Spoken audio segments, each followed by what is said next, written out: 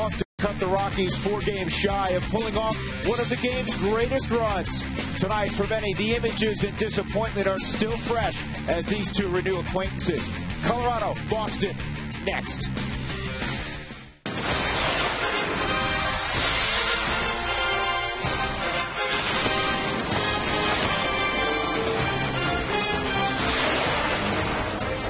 It's a beautiful night for baseball in lower downtown.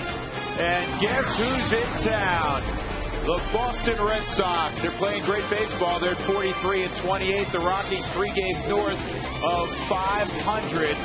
As there'll be a full house tonight at Coors Field. A crowd expected in excess of 50,000. Hi, everybody. Welcome. Glad you're along with George Frazier. I'm Drew Goodman. Well, it's been 2.5 years true. A different setting tonight because these games don't carry quite the same ramifications as the last time the Red Sox were in town. But make no mistake, the Rockies want to play well. Absolutely you do. You got 3 games against one of the best teams in baseball. They have the best pitching staff in baseball. When they send out a guy like John Lester with 50 wins, well, season-high 6-game winning streak, yep, they swept Arizona and they swept the Dodgers.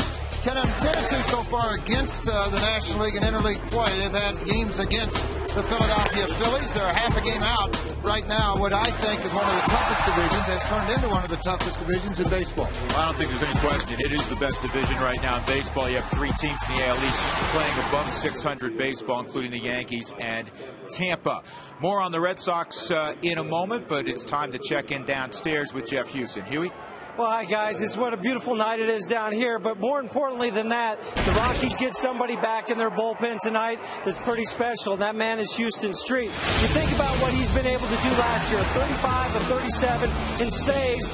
Has not been able to pitch because of various problems this year coming out of spring training. But what an important piece it is for Jim Tracy now to have back in his bullpen. That doesn't mean he's going to immediately be back as the closer. But what it helps Jim Tracy do is kind of shorten the game a little bit. So now he just has to get through to the 6th inning with that lead and then go out there with the Houston Street, the Joe Beimels, the Rafael Betancourts. It makes the bullpen that much stronger. One of the strongest pieces of this team so far is going to get even stronger.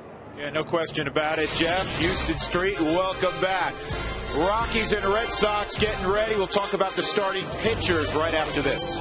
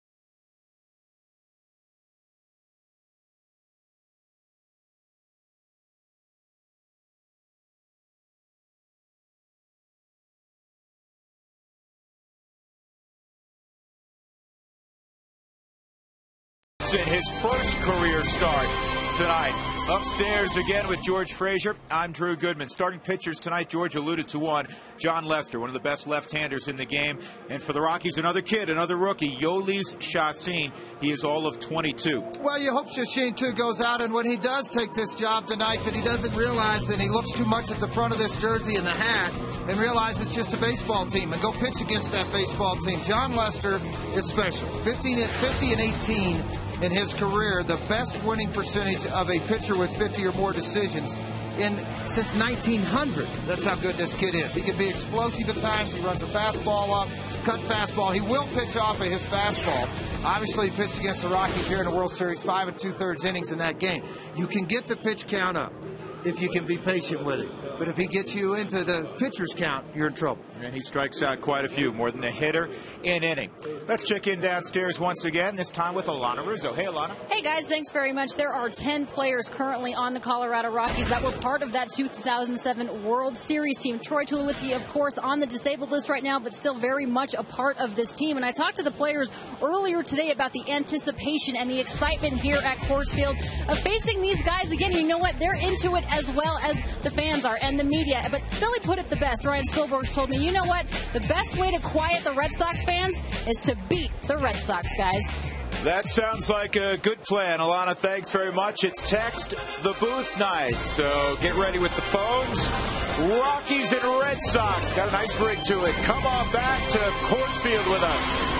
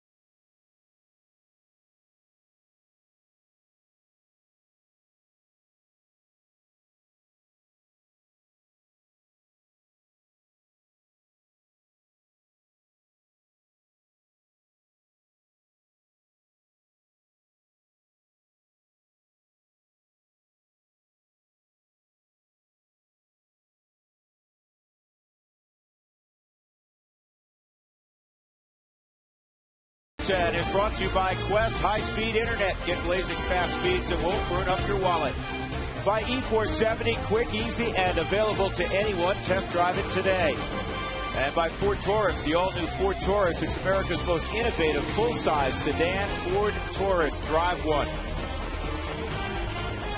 What a gorgeous night to play a little hardball. Rockies taking the field. They enjoyed an off day yesterday. The annual Rockies golf tournament took place to raise a lot of money for a number of charities. Clint Barmas just took the field, was down there swinging the golf club with his wife Summer. And Yolis Chacin will face Marco Scutaro to begin, the former Toronto Blue Jay, playing shortstop now for the Red Sox. He's got solid numbers, 283, 4 home runs, and 23 driven in. Dustin Pedroia has been red hot, hitting .500 over his last 10 ball games. Victor Martinez is having a big year. Kevin Youkilis always has a big year. Adrian Beltre, this is a flashback to that big year he had in Los Angeles when his skipper was Jim Tracy. He's having a marvelous season. Daniel Nava's a great story. He's 8 games into his big league career. Mike Cameron's had a year of injuries. Josh Reddick hitting 176. He's just a kid up. And then John Lester facing the National League in a National League ballpark. Let's take a look at the scouting report on the 22-year-old from Venezuela. Fastball 89 to 94. He's got to command it into the zone. He did not do that against the Minnesota Twins. Curve, slider, changeup. The changeup, his out pitch.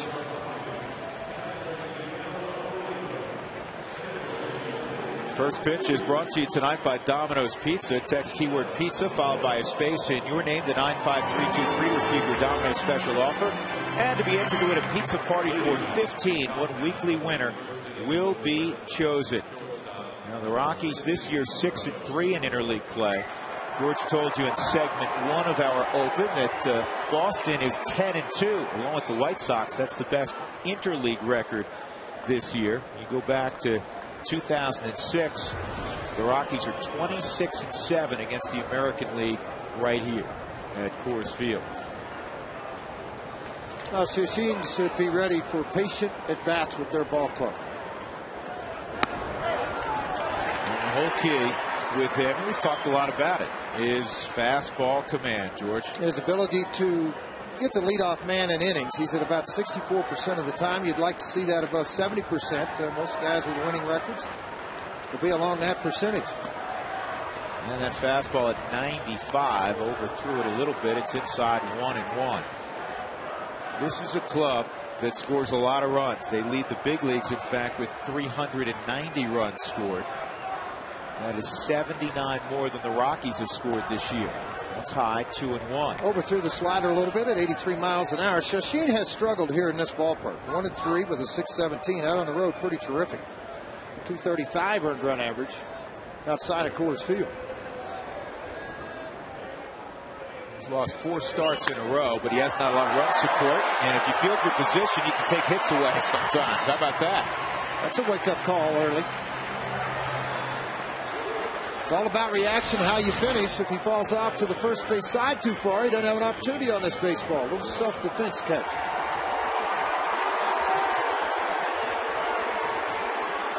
Just a little comebacker. 1 out. That'll bring up Dustin Pedroia,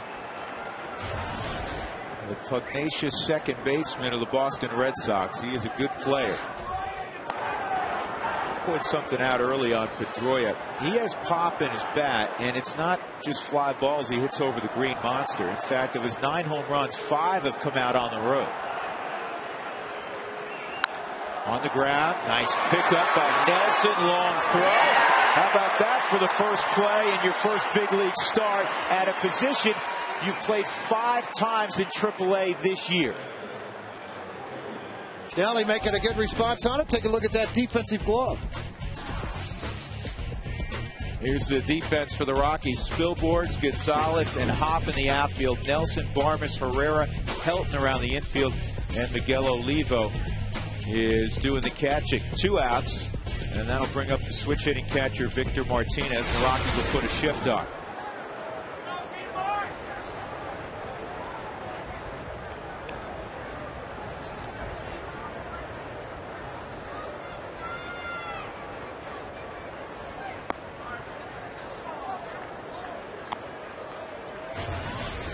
One 1-0 on Martinez, the former Cleveland Indian.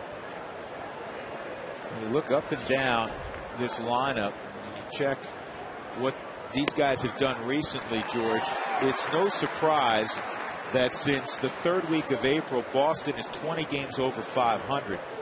Because every guy in their lineup's got either a long hitting streak or is hitting about 350, 375 over the last month. Well, where you look for the Rockies lineup to pick each other up, these guys pick them up 1 through 9 when they're playing in their home ballpark. David Ortiz is a DH. Now out on the road, he's out of the lineup. But this is a team that can hurt you 1 through 8. And Martinez, one of those guys. He's hitting 383 in the month of June. Here's the 1-2. And he stayed off a very good pitcher's pitch, a slider at that back foot, 2-2.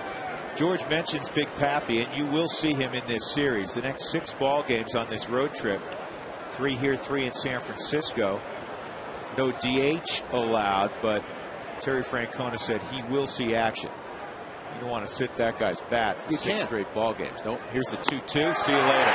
Todd Hallion throws the uppercut. It's all done in the first.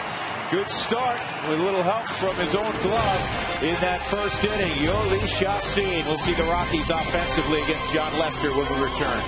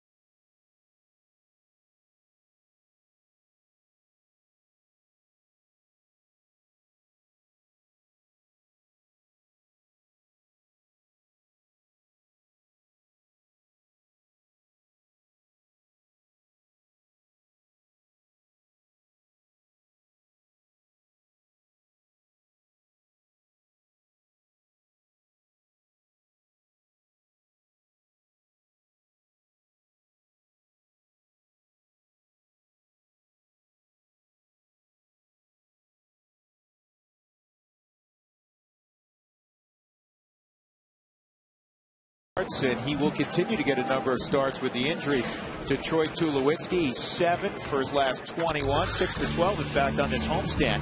Todd Helton in the 2-hole, then Cargo back healthy, missed the weekend set against Milwaukee. Ryan Spilborghs, Brad Hott, Miguel Olivo, Chris Nelson, Clint Barmas in the 8-hole, and then Chassis. Last time John Lester was on this mound, it was Game 4 of the World Series. He threw 5 2/3 innings of shutout baseball. And that pitch is in there at 93. He's got a quick arm, George, not a long backswing. Very short, very quick, but very under control. His body and his delivery. He struggled in his first 3 starts this year. He wasn't very good. 0-2 with an 844 earned run average. John Farrell, who played in the big leagues, played at Oklahoma State, the pitching coach of this ball club, got some things straightened out, and he's been on a roll in his last 11. 8-0 with a 2.01 earned run average. Quickly ahead of Herrera, who's a switch hitter. Outfield shaded hard to right center. And Johnny covers that pitch. Well, Jeff, I hope you have the jacket off downstairs. I do, and the sleeves are rolled up too, because it's a little warm down here, still in the sun, but it's a beautiful setting right now, and a lot of Rockies fans, which I'm glad to see, because they're drowning out all those red shirted people in the Red Sox nation. 0-2 on Herrera. Breaking ball misses. Huey, let me ask you this. We saw Todd have a problem the other day around this time of night with a throw. Kevin Youkilis is very unfamiliar with this park. Will that be an issue right now on throws from the left side of the diamond? Well, I think it will, because he's not using the flip downs. He's just using regular sunglasses. So sometimes when you do that, you have a tendency to lose the ball a little bit. So that's the difference between what Todd was doing with the flip downs and what Yuka's doing over there at first base, where he's just wearing the sunglasses the whole time. Well, Todd was very lucky the other day to get hit right square in the head with a baseball. Did not see it whatsoever. And it happened to be off to the side of him. Unfortunately, it cost the Rockies some runs. It's a good little battle going on. Johnny Herrera. Well, that's what Johnny's going to do for you, too. He's going to get up there and he'll battle. He doesn't have that big swing. He just spreads out and just tries to make contact, either whether it's the right side or the left side. And Lester wins the battle with a heater. 1 out as we take a look at the scouting report on the 50-game winner now, John Lester. 50-18. That's impressive. 8-2 right now in the season. 313 earned run average. 91-94 with his fastball. He will cut it. Change up 81-85. He's a 4-pitch mix. He'll decide down in the bullpen typically whether it's going to be a slider or curveball type of night. as far as the release point is concerned, he'll add the curveball or the slider, whichever one he chooses, through midway through a ball game. And Helton takes a strike on the outside corner. The other thing he does real well, George, is the way he hides the ball, because he gets a good hip turn. So it's really tough to pick up, a little bit like Andy Pettit of the Yankees, where you pick it up at the last instant. High arm out front. He keeps the arm coming out of the glove on his body line, so it is very difficult. You mentioned the 50 and 18 record. That is just amazing to me. Has the highest win percentage all time with 50 or more wins since 1901. Chandler at 109 and 43. Whitey Ford 236 and 106. Now there are a few other guys that started out. Pedro Martinez and Don Gullett. Yeah, there's some guys that started out in exceptional fashion and maybe tailed off a little bit. Helton hits this in the air to center field. Mike Cameron almost misread it. He makes the catch. Tell you some of those other pitchers' names in a moment. It's Daniel Nava in left field, Mike Cameron in center, and Josh Reddick in right. J.D. Drew has a hamstring injury. He has not played since Friday night. He's going to be down for a little while longer. Beltre and Scudero left side, Pedroia and Euclid on the right side. Victor Martinez is behind the plate. With 2 outs and nobody on, Carlos Gonzalez strained his left knee in Minnesota on Thursday. Did not play against Milwaukee. He'll step up. And he takes strike one. The names of some of those other guys that started out really fast. Dwight Gooden was 50 and 16 at one point. Tim Hudson 50 and 17. Chin-Ming Wang was 50 and 18. Barry Zito 50 and 18.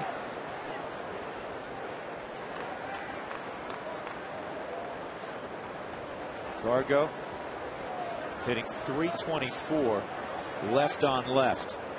Second best left on left numbers in the National League to Adrian Gonzalez, and he hung one. It's line to right with that long swing, Jeff Houston. Carlos Gonzalez, he covers a lot of plate. Well, that's the key, Drew, is covering a lot of the plate. It might be a little long, but he stays through the zone such a long time, and that barrel just travels on the same path the whole time. And notice how he was able to go out and reach and even hook that ball, because his hand stayed back, even though his front side got out a little bit. But the guy is so strong, and we saw it during batting practice. We see it all the time. But even that line drive to right field, that was scorched. Here's Ryan Spilborghs with 2 outs. Spilly chops one backwards, 0-1. Tonight, again, is Text to Booth night. After all, it's Tuesday night. Here's how you do it. Text Booth, followed by a space, and then your question at 95323. It's brought to you by Office Liquidators and OfficeLiquidators.com. Colorado's largest selection and lowest prices of office furniture. She's on the cusp of sending us a text, George.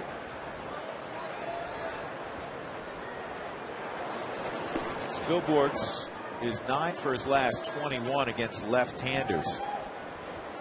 And he's in the best spot he's been in all season offensively. 64 stolen base attempts. Martinez has only caught 9. Anywhere near what Miguel Olivo has been able to accomplish in a Rocky uniform. Miguel's 16 of 32. 50%. You never hear guys throwing out 50% anymore. Not since Pudge was about 21 or 22. Speaking of Pudge Rodriguez. Well, Yadier Molina might be the only guy that's up in the 50s. That's a pretty good catcher right there. Yep. 2-strike count. And this is popped foul and out of play by Spilborghs. Jeff, it appears too that Lester out of his stretch position. And it makes it difficult on a base runner because he holds the leg almost to a pause at the top of this. And so at first motion, you can't go off first movement. Right. If you do, you're just going to go ahead and guess, saying he's not going to throw over. He's throwing 2 fastballs. The 0-2, sometimes you'll elevate or bury one, but his knee is what's been crossing behind the rubber when he's going home. That was straight up that time. That's why he came over. So maybe that's going to be the key that the Rockies look for here when that knee, that front knee, his right leg comes straight up. he's coming over to first base. When he went home the other 2 times, his knee crossed behind the rubber. Now, that's okay. Does his foot cross behind the rubber? Then it's a balk. Cargo got a huge jump, ground ball deep in the hole. Scudero, long throw, and he just did get Ryan Spilborghs. Rockies got a base hit. They leave one. We'll go to the second. No score.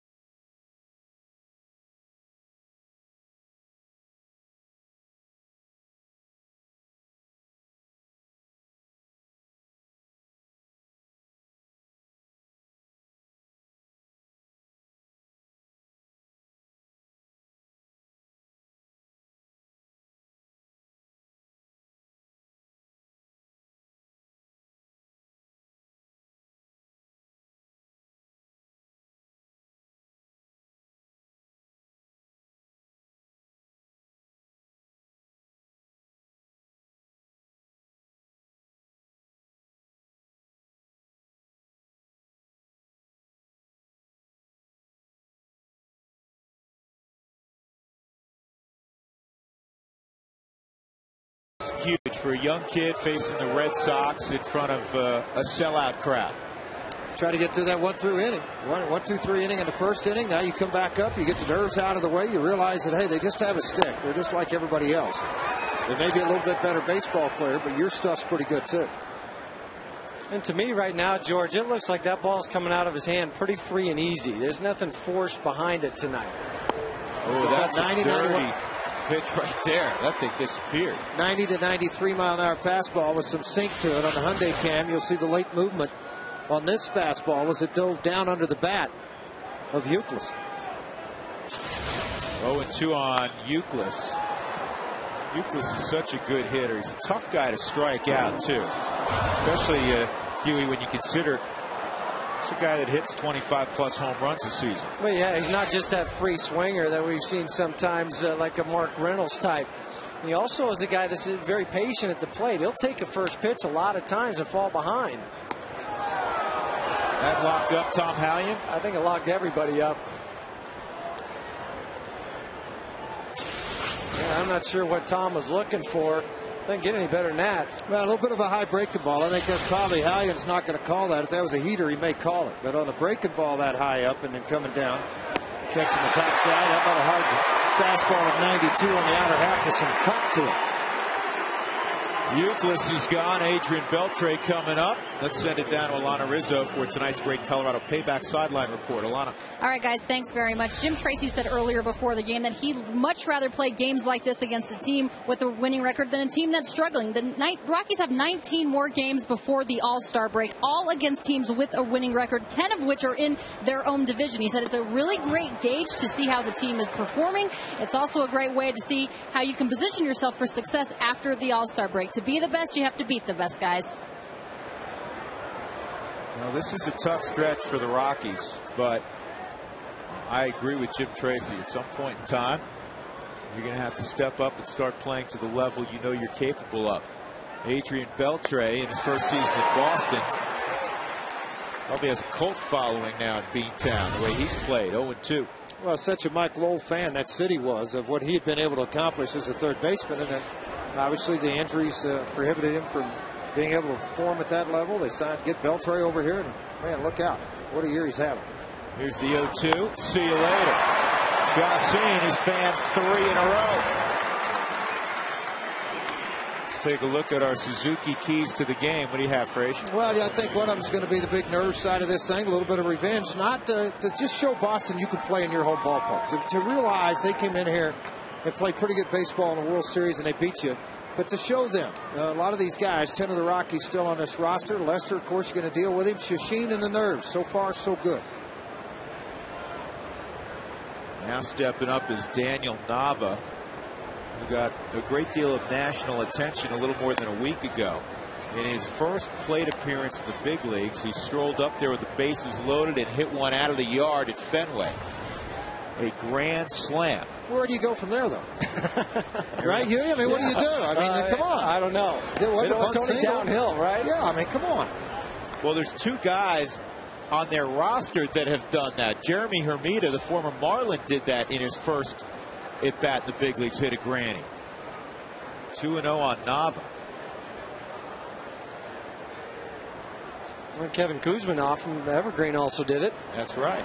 He's been hot lately, Kuzminoff. Nava's a great story beyond the fact that he went deep with the bases loaded last week in his entree to the big leagues. 2 years ago, the 07 season, really, so 3 years ago, he was in independent ball. He was the MVP of the Independent Golden League.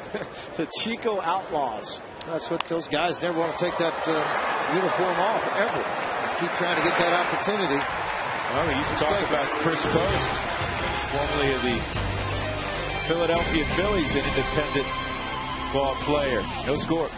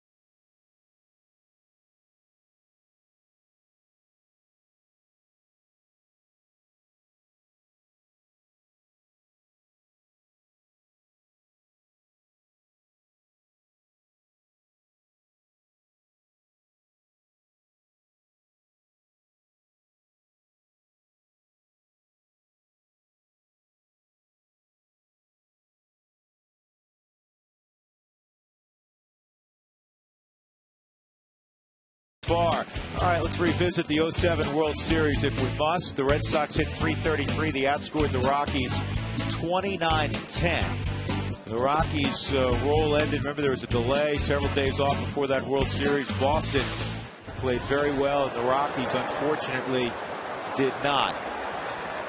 Beltre takes a look. It goes off into the crowd about 4 rows deep. Brad Hopp with a 1-strike count. All right, here's our Breaks Plus poll of the ball game. Text your answers to 95323. Are you over the 07 World Series, or do the Red Sox still make your blood boil? Text Rocks 1 for yes. I refuse to wear red. Text Rocks 2 for no. Time to move on. And Brad chops this one off the Euclid to Pedroia on the Lester. Your basic 3-4-1 put out. By the way, show this text at Breaks Plus in June. Receive an oil change and filter, a rotate and balance of the tires, front wiper blades, all for just $50. Well, it's all about being at a spot somewhere. When the ball's hit, you can see it go over the back up. That ball ricochets off of him, right into his hands. The easy flip over to Lester. It sure looked a lot easier than it was, Jeff. I know for an infielder, when you get ricochets, it's not any fun. But yeah, it's not, but it went right to him, and that was the thing. Now you see Euclid. I talked about the glasses, wearing them all the time. I think that was a case where wearing those sunglasses when the sun's not really behind you, it made things a little too dark for you, and you didn't see the hop. Miguel Olivo swinging bunt. Victor Martinez, wide throw. Head first slide to first by Olivo. He is safe. It is an infield hit for Miguel. And Victor Martinez and Miguel Olivo are good friends. And Martinez, you can tell the way he came out of that chute, he knew that Miguel can run. Well, and that's what forced him to make this throw wide at first base, just a swinging bunt. And Victor Martinez comes up, but when he opens up and throws, that's why the ball yanked on him. Watch where his left foot goes, not even close to where he intends to throw the baseball. When you do that, it pulls everything else around, and that's why he yanked it and pulled it to the side. Yeah. But how about the two plays now by Dustin Pedroia? Yeah, that and the fact of backing up first on that throw, but I think that was one of those balls he called Lester off very quickly. A little too soon. Way too soon, Jeff, because the ball had the second hop. It had top spin, and it jumped out towards the mound. I really think that Martinez thought that ball was going to die, and it didn't. Well, that could be the difference of playing at Fenway Park and Coors Field, though, because at Fenway, the grass is usually a lot more thick. Here is Chris Nelson. He has 2 plate appearances in the big leagues. There's a strike. He had a sac bunt that he reached on a fielder's choice, and then he hit a rocket back on Sunday at the pitcher, who made a great catch on, similar to the one, just different plays. It was low. Yeah, Randy Wolf made a nice job of saving his kneecap. Yeah. Came straight up again with that right knee. Might have something here with that front leg. It's a matter, I think, of Glenn Allen Hill making sure he can get a good read and trust to take it on over to the base runners. 1-1 on Chris Nelson, his first big league start. There goes Olivo, ground ball, bounce toward the middle of the diamond. And that throw to take Euclid off the bag. Nope, he was able to keep a toe on it, according to Ron Copa, the first base umpire. So by putting Olivo in motion, and Jeff, they have picked up something. We get a runner in scoring position for Barnes. Yeah, more of a hip turn. That's what's allowing them to steal the base. Well, I think too, Jeff, that may have been a hit and run. I really think, because Olivo took off as soon as the legs started to go down, a pitch down and into him, caught the top side of it. So you can see Pedroia cut across in front of him to go cover the bag on Olivo. Now this is where Clint Barmes has thrived, and early in the game, even though first base is open, they're going to pitch to Barmes. Just a .222 average, but he has 31 RBIs. Now Euclid's employing the flip downs. Well, I think part of that, too, Jeff, you may agree with me, it's who's on the mound, whether you pitch to him or not. I mean, you got a guy out here that's gone 8-0 with a 2.01 and pitched very well everywhere. And right-handers coming in hitting .209 against Lester's. Left-handers are .195. So nobody's dominated the guy. Now, if you got a fifth starter out there that has had trouble, you may walk him and go ahead and pitch to Shashin. But I think that they trust Lester can get him out. That's why they're doing it. Inside on Barmes, a ball and a strike on Clint. Jeff, you would know as well as anybody how much a day off in the middle of the season means to a player who plays every day. It just re-energizes you. You get off your feet. You feel better when you come to the park the next day. That's what Barmes was saying earlier around the batting cage. Now maybe not now after that one. How good he feels right now. Yeah.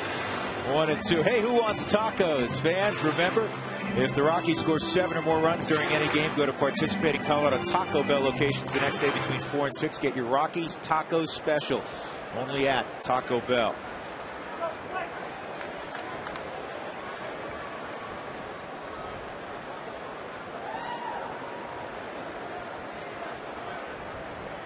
Olivo at second with 2 outs. And this ball is hit down the left field line. If it's fair, it could be a problem. A foul ball. Long run for Daniel Nava. Everybody will return to their original spots, and we will check the text message. Do you think that having many players still around after 2007 gives the Rockies an advantage? Ryan from out on the western slope in Delta. George? Well, the Red Sox have guys around too. I mean, you know, there's still two very good baseball teams playing. It's not just so much the Rockies as much as it is the Red Sox coming into matchup. Look, when you're the Red Sox and you've won and done what they've been able to do, and you're the Rockies, and then 2 out of the last 3 years you've been into the playoffs, one time you've been to the World Series, both of these teams have mutual respect for each other because they know they're good baseball teams. Absolutely. And you know what? There's a lot of hype around this, and it's great to see a team like Boston in town. They're not here that frequently. They are a nationally recognized team. They're a franchise that's been around forever. But from a player's perspective, and you guys can second this, it's another series. It's another series, but I mean, you're fired up because it is the Red Sox. It's a team from the East Coast. I think part of it, too, for me, Jeff, is the media.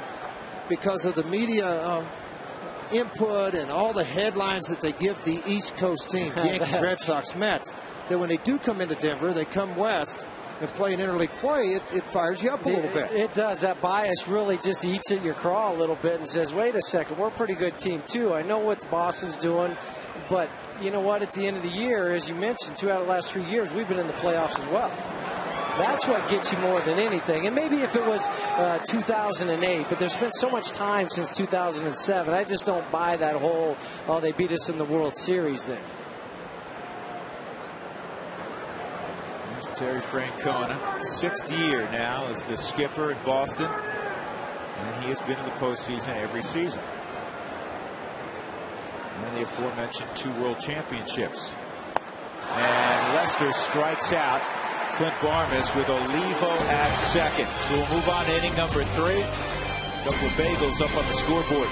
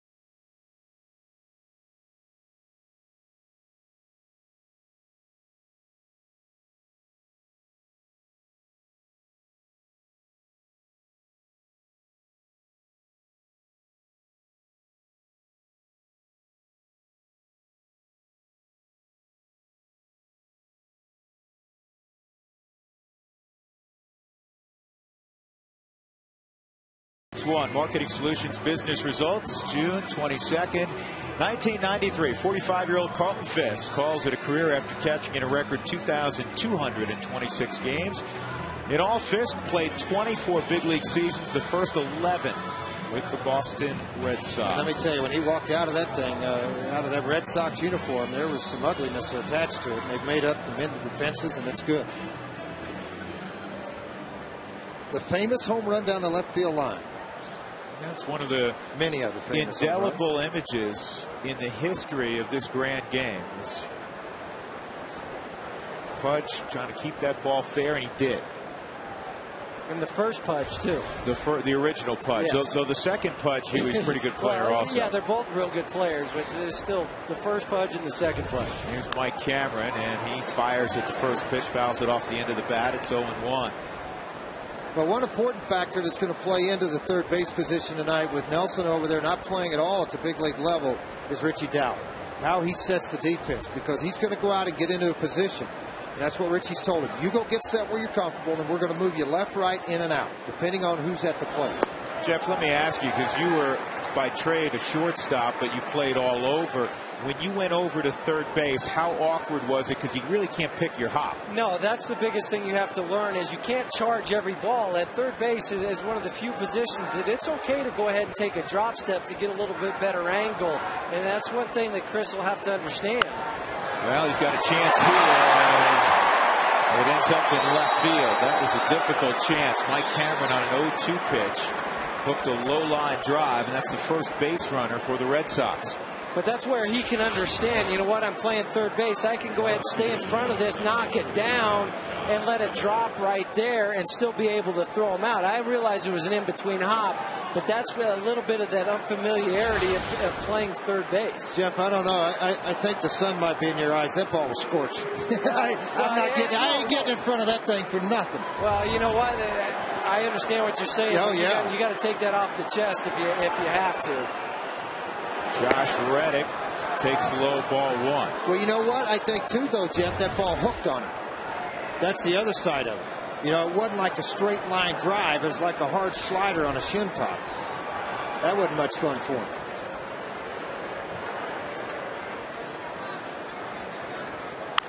Smoke down the line, foul. Plus, I guess if I was making my first start at third base, Jeff, I think I can use somebody else I could pick it against. Yeah, that's true. I mean, watch this ball coming right out. You see right on the robo. That ball started to hook to him. I mean, he's kind of like, I'm going to bend a little bit to my right and hope I pick it and catch leather.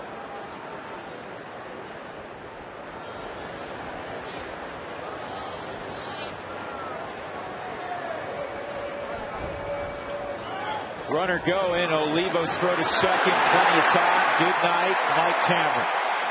I think it was a missed sign.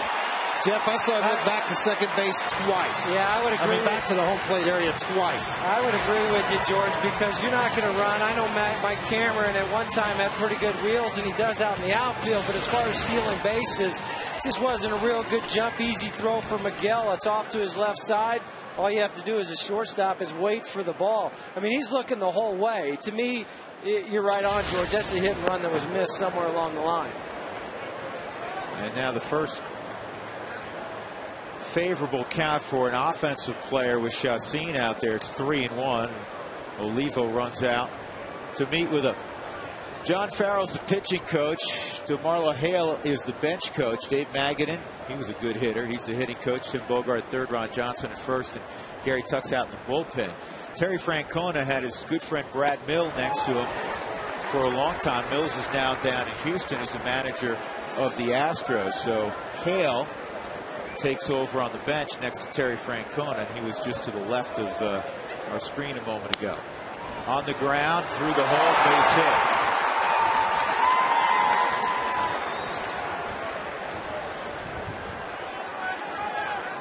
One out, and that'll bring up John Lester.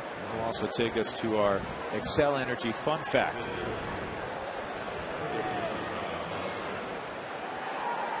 Among all major league starters with an ERA of 4 or more, Yolis Chacin has held opponents to the lowest batting average this season at .229. And Jeff Houston, certainly when you see that average at .229, you'd expect a guy to be well above 500.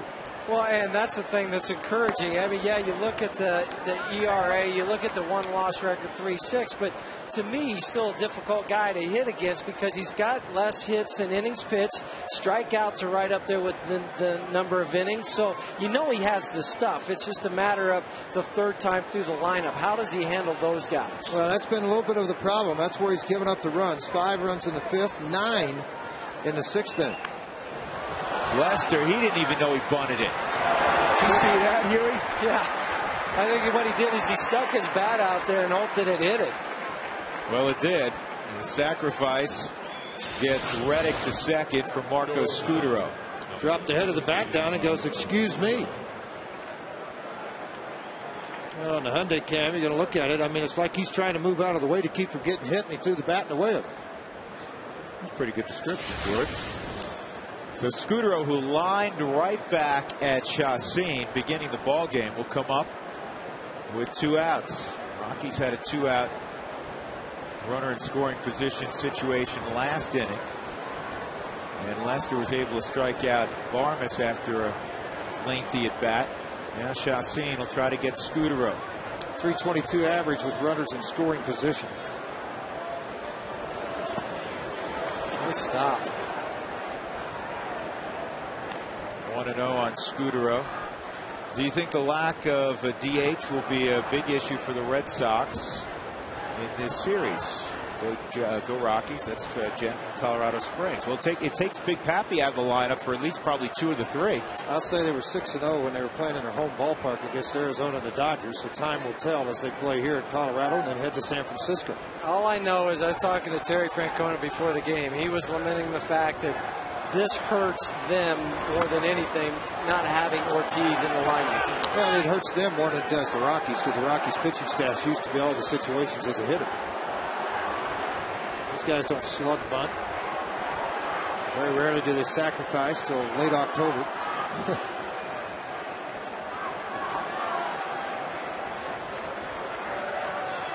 Two 2-0 on Scudero.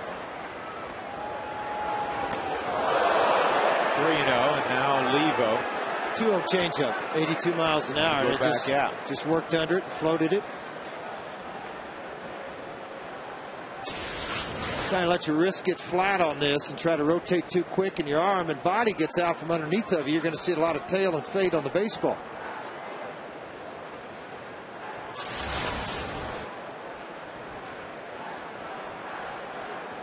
Scudero. Oh, look at that. Now, Brian Peters. I like you, Brian. Brian finally found a friend. Hi, Brian. Quit putting crackers on the end of your camera there, big man. Brian, get in the weight room, man. Come on. Looks like you're wilting away. 3-1.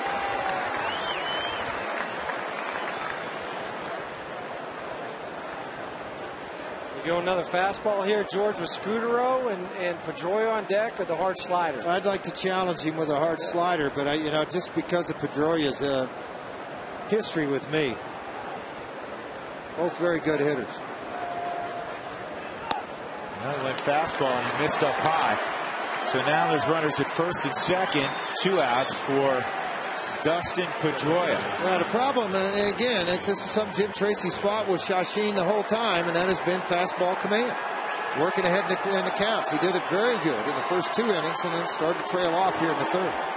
And you could just see the difference in the approaches from the guys when he was working ahead and able to throw that hard slider, how off balance and how ugly some of those swings looked. Adrian Beltre, great example of that. 2 sliders, pretty ugly swing on the last one. Pedroia with runners on base hitting .302 this year. 20 for his last 41 at the plate. He's got a 10-game hitting streak.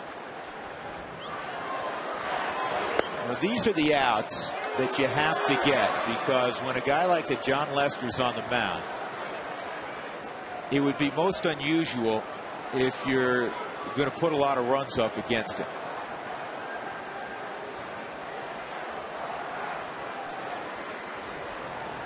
Reddick at second, Scudero at first. 2 gone in the 3rd. And a 2-0 count. So all of a sudden, excuse me, that's called a strike. It's 1-1. I'd say once again, Chassin, after staying ahead the first 2 innings, he's fallen behind. But 2 pitches that both really could have been called strike, according to the Ford strike zone.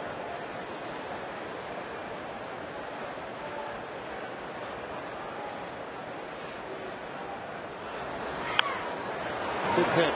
Rolled foul. Yeah, changed speeds on him. 82 mile an hour slider that he kept in the bottom half of the strike zone, breaking away from him, and it's an all-hand swing by Pedroia. Watch this swing coming in. Watch how he's hands. He just throws it at him. He really doesn't have any confidence he's going to be able to do anything with this pitch. And anytime you see all of this float straight out, see how far out he is on the front foot. He's lost all power and control of the bat. He's just fighting to make contact. Well, especially, George, the way he has. He's not a typical small guy in the way he stands at the plate, because he's very upright and his feet are very close together. And a long stride when it comes with a high leg kick. 1-2, and that was overthrown. 2-2, went back to the slider.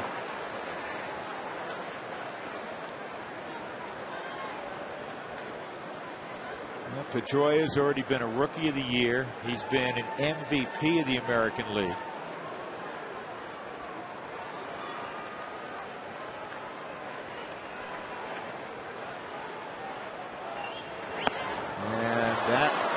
is high, 3-2. Well, what you get sometimes with Shashin is what they call a head snap. And it's right at the end of his delivery. He'll snap his head and jerk off towards the first base side. And when you do that, his head snaps, the arm gets flat, and then you overthrow everything because your arm's trying to catch up. And if you have a long arm action like he does, you're not going to catch up to get on top of that slider. And now you have to throw across the infield if you're an infielder, and that sun might come into play with Todd over at first base. Yep, the runners will be moving, 3-2 and 2 outs. Former Arizona State star Dustin Pedroia at the plate against Yoli Chacin. And he went change up and he missed. Now the bases are loaded for Victor Martinez. And that'll get Bob Apodaca out to the mound.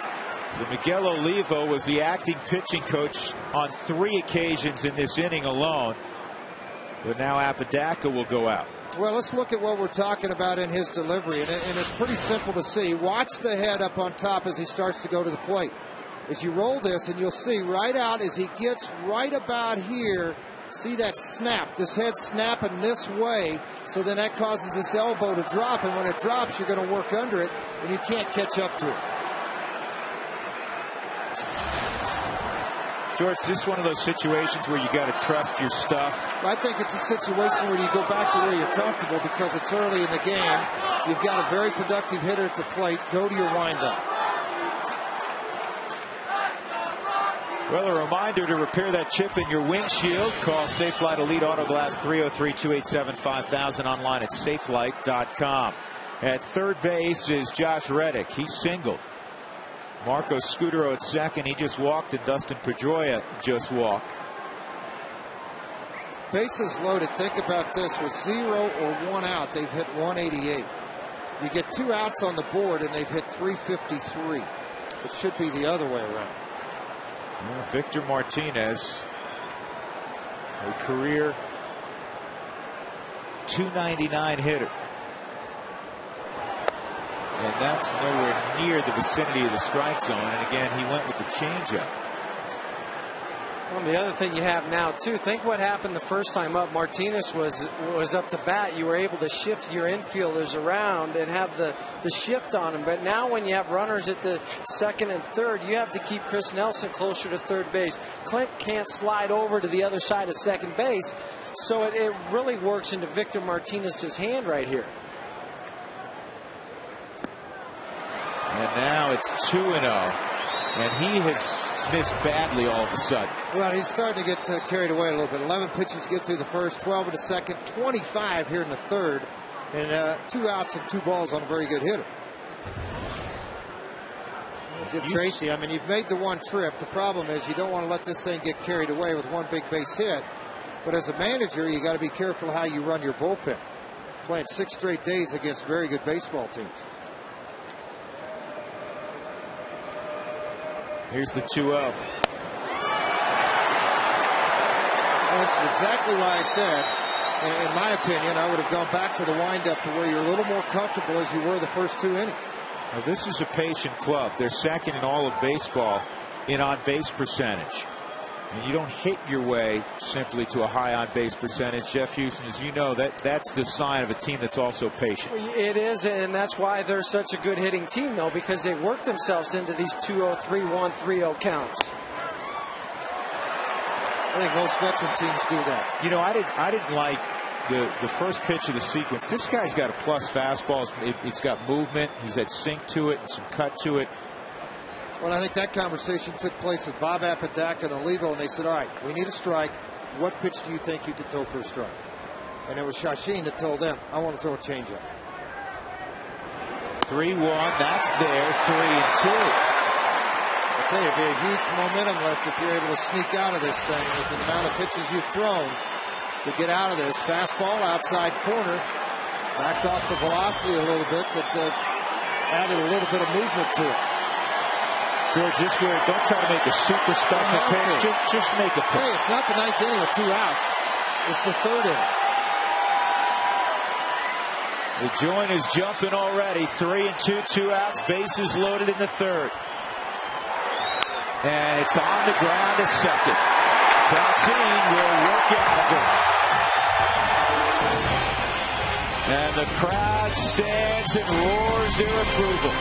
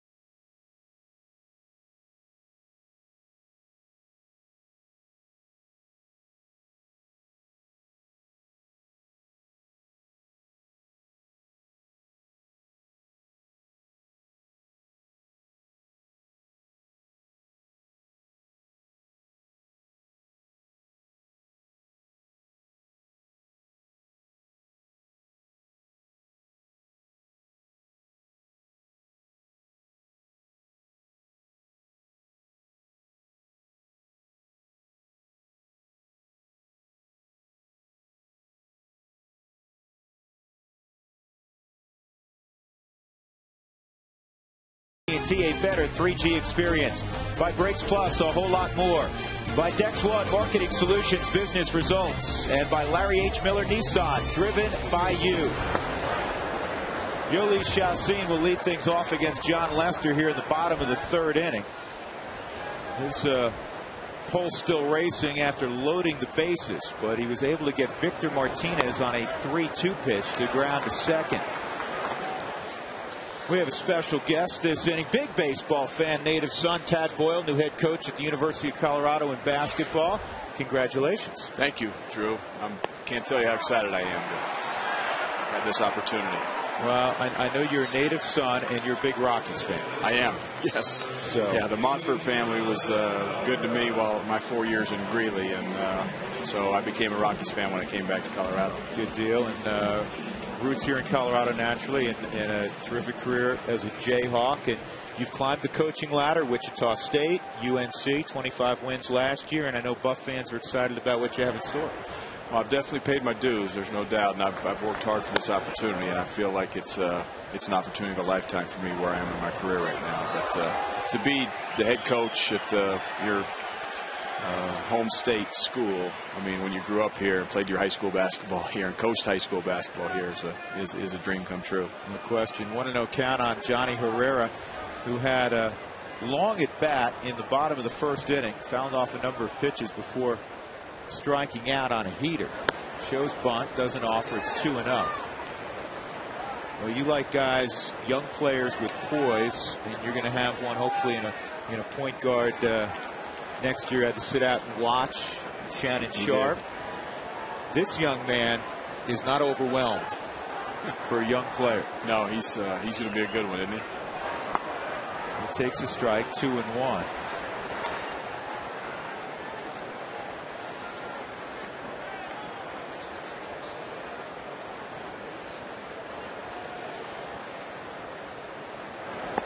Two and two. You have a good nucleus coming back. You got a senior who could play a little bit, and you have a sophomore who's one of the best sophomores in the country. You're exactly right, and I think with Shannon Sharp added to that mix, I mean, we've got a good nucleus to build on, and a lot of good players in the program. Coach Bisdelic left it in good shape, and we've got to add a few pieces of the puzzle, which we've done recruiting wise, and I'm excited about our future. We're excited about it. Your future's a little bit different. I mean, I know you were excited initially about going to Allen Fieldhouse, so I don't know how many people get really excited about going there, but Now it's going to be a Pac-10 thing in a couple of years. It's a bullet off of Lester. That's going to be a base hit. John Lester took that off his side. Johnny Herrera squared it up.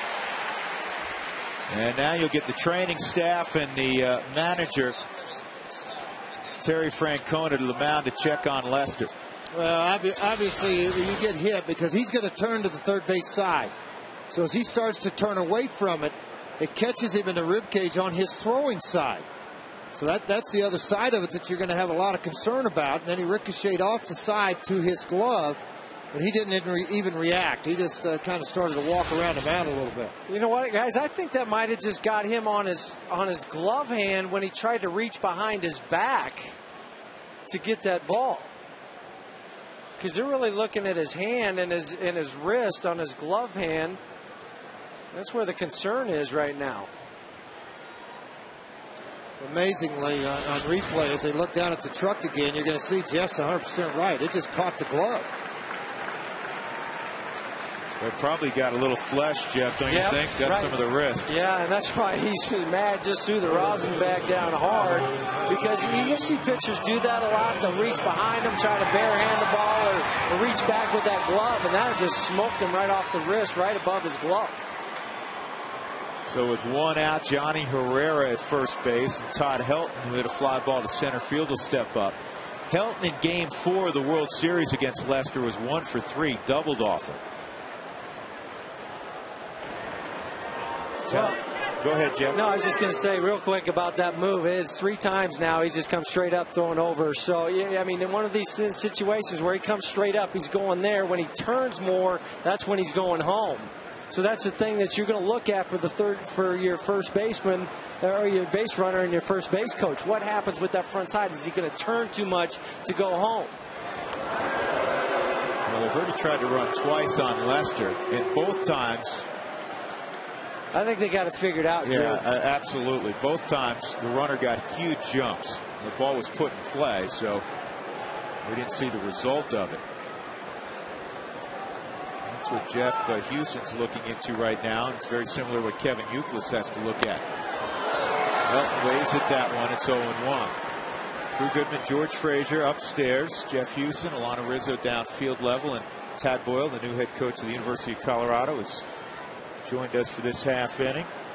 Hope you put the sunscreen on. Yeah, no. I mean, it's 7 o'clock at night. You got to have sunscreen still, or 7:45 now. What a beautiful night for baseball. Perfect. And then Helton got locked up. Well, fastball at 90, but it was a cutter, so he threw it at him, which kind of freezes you a little bit because you think it's a heater in, you're going to lay off of it. You just lock your hands down and then don't go after this pitch as Helton started to come, so he's going to lock up, and then it's that late cut to the inside.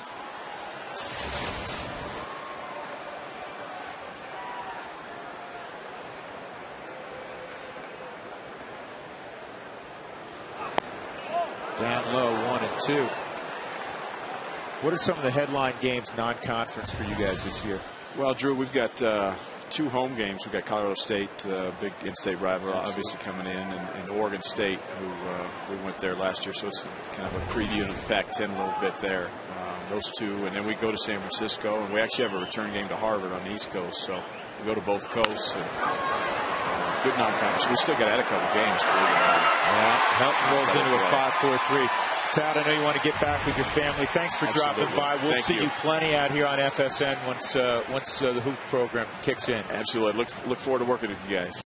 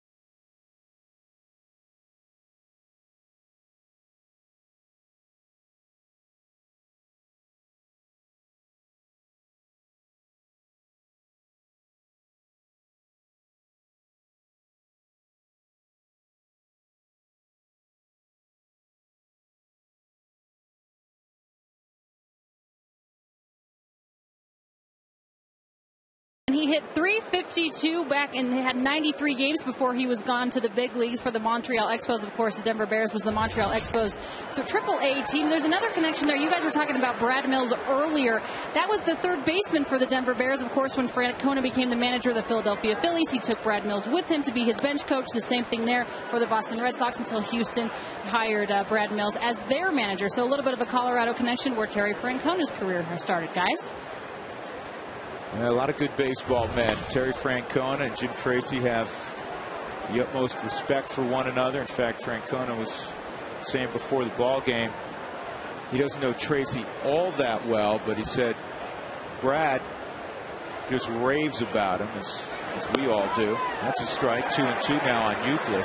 Well, with all the success that Terry has had, and same with Jim Tracy, you have this success, yet you still are down-earth people. And you can still be approachable and talk.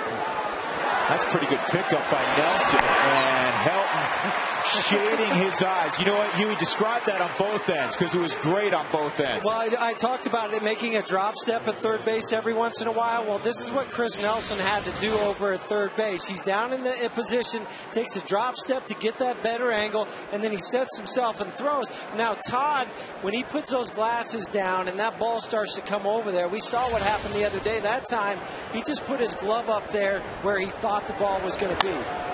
Because, I mean, truly, that ball was right up into the sun. Well, that's what got him the other day. It was a little bit lower and off to his side. He just whiffed on it. It didn't have anything to do. It was everything but it was just the sun. Yeah, he gave him a good target and he hit it. High target, threw it up high, and he caught it, right? Well, yeah, he needed to, too. So, Drew talked to you a little bit about shifting over from short and second to third. You talked about the drop step.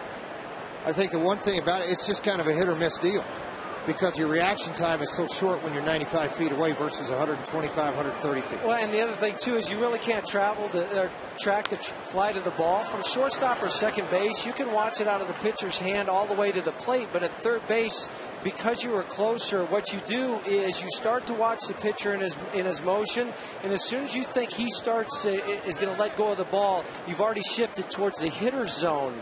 And so you don't get that tracking as you do at short and second, where you can be leaning a little bit. Now, Beltre really looked silly in his first at bat. On a 1-2 count, they went slider down and away, and why not do it again? He doesn't chase it this time. That was more of a cut fastball, 95. 2-2. Well, all I know is I hope we don't see that drop down onto that right back knee swing that Beltre had for a home run. Well, he's on his back knee, but it's foul. That one right there. He did that one for you, Jeff. Thank you. I asked for it. That's what I get. You know, his numbers at Coors Field are tremendous. I'll tell you about him in a moment. We've got to check our AT&T trivia question. What is the National League record for home runs hit by a third baseman in a single season? Beltre, 395 career average here at Coors, and it'll go up. Pretty good pitch, too. It was away from him. It was up in the zone, but it was away from him at 94 miles an hour. That's one thing that's made him a very good hitter. He's gone with the pitches. A lot of times guys may have tried to hook this fastball, but that ball stayed up a little bit, and he just goes to right field with it. Well, and especially moving over to Fenway Park now, George, you would think he would be a dead pull hitter. You know, I think guys that go there, Jeff, consciously, and left-handed hitters, obviously, they can wear out the wall. But I do think some of them actually work going the other way, because now all of a sudden you open it up for a pitcher just to stay away, slider, slider, slider when you become pull happy. Guys become better hitters sometimes when they go to Fenway, because they're so worried about that side of that thing. Well, and the other thing, too, is you don't have to clip a ball completely as a right-handed hitter to hit it off the green monster or hit it over it. All you have to do is make sure that you get enough of that barrel to it. So if you're thinking the other way, just pull those hands in, you're going to be successful. One strike count on Daniel Nava. Beltre with that base hit has an 11-game hitting streak now.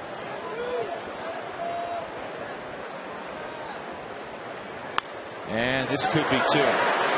Good feed, and on the first, 4-6-3 on the turn. And the Rockies head to the dugout. Chacin has kept the Red Sox off the board through 4 innings. Cargo will lead it off.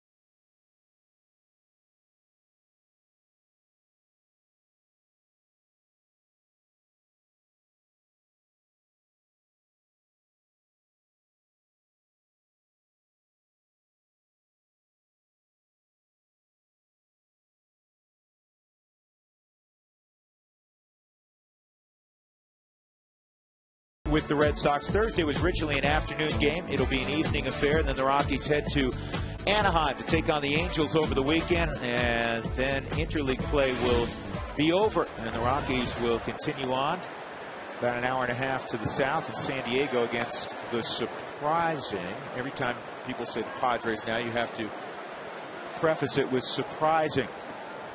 Yuli Chacin has done good work so far. 1-0 on Gonzalez, and it's a high fly ball to right field, and he missed it by a smidgen, Jeff Houston. Well, even if by that much, I'm not sure, because that ball was up in the air forever. And you talk about grain, that was probably about a half a grain he missed that ball by. Ryan Spilborg's coming up. It's Text the Booth night, presented by Office Liquidators and OfficeLiquidators.com. How big of an impact does Houston Street's return have on both the bullpen and the rest of the team, George? Well, it's huge once he gets into the closer's role. I think it just gives confidence to the team, but he's not going there for a while. He's going to have to earn that back throwing strikes. I mean, let's be honest. 3 or 4 of the outings down at AAA were not quite stellar.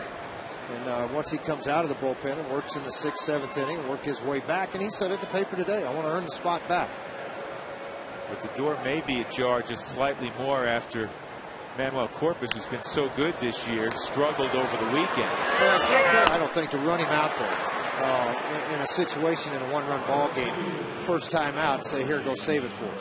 By the way, Jeff, did you notice something with Beltre when he caught that ball that time? Watching him, he came to a complete stop, and then he kind of flipped it underhanded so it would be less of a sun feel for Euclid than anything else. Watch when this ball's hit at third base. I mean, it's kind of a, instead of having a fluid motion, look at him stop. See him stop, set himself, and then fire to first base. And he's a very good third baseman. Yeah, and then Euclid, the other thing he did, too, is he got really low. He almost like squatted somewhat like a catcher would, just to make sure that he gave Beltre a lower target to keep it out of that sun. Well, that's something you worked on in infield. I mean, when you come out and you've got 8 pitches with the pitchers, infielders have those same amount of throws coming to them, at least 3 or 4 during the in-between innings. And that's exactly what they did. And even Scudero was over in the hole a little bit. He practiced that in between that last inning, throwing it on one hop to Euclid at first base. Euclid's just pointing out to him right now. This ball's down. See him pointing down to the ground. Keep it low, too.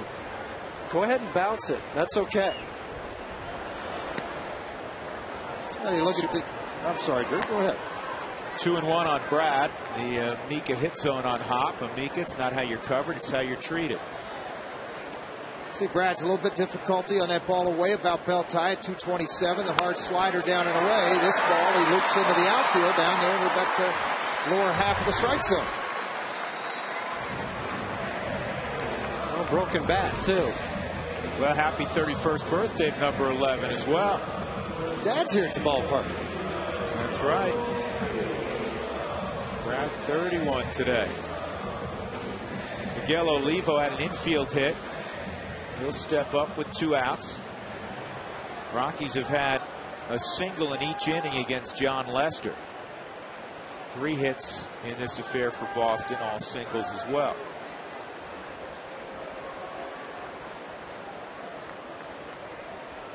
And Miguel hits it on the ground to third. And again, Beltre stops and throws the ball so Youthlis can see it. We'll go to the 5th. Mike Cameron will lead it off for the Sox. No score.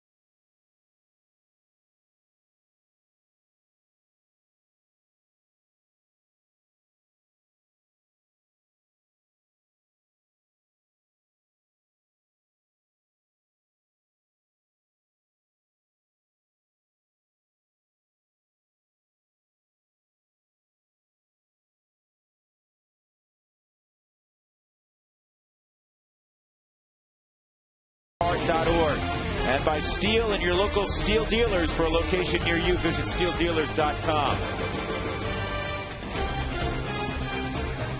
This ball game moving along, no score. Yoli Chacin matching John Lester thus far. Top of the 5th inning. Drew Goodman, George Frazier, and Jeff Houston downstairs. Alana Rizzo working the park as well. Our AT&T trivia question: what's the National League record for home runs hit by a third baseman in a single season?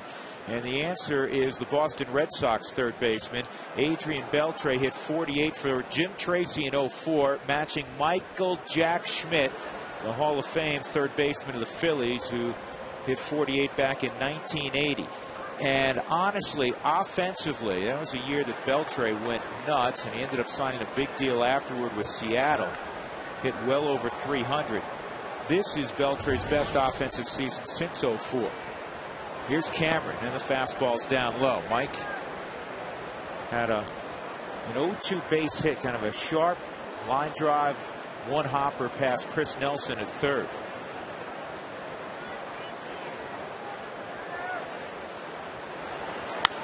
And this is popped up. Right center field. Carlos Gonzalez will make the play. 1 out. Chill out this summer with a $1 frozen Coke or a $1 frozen cherry drink from Burger King. $1 frozen drinks, limited time only. A little bit more on third baseman who've hit a lot of home runs. Eddie Matthews with the Milwaukee Braves in 1953 hit 47. A fellow who's still around. See him every day, George, at home. Vinny Castilla. Vinny hit 46 for the Rockies back in 98. Eddie Matthews hit 46 also in 1959 with Milwaukee.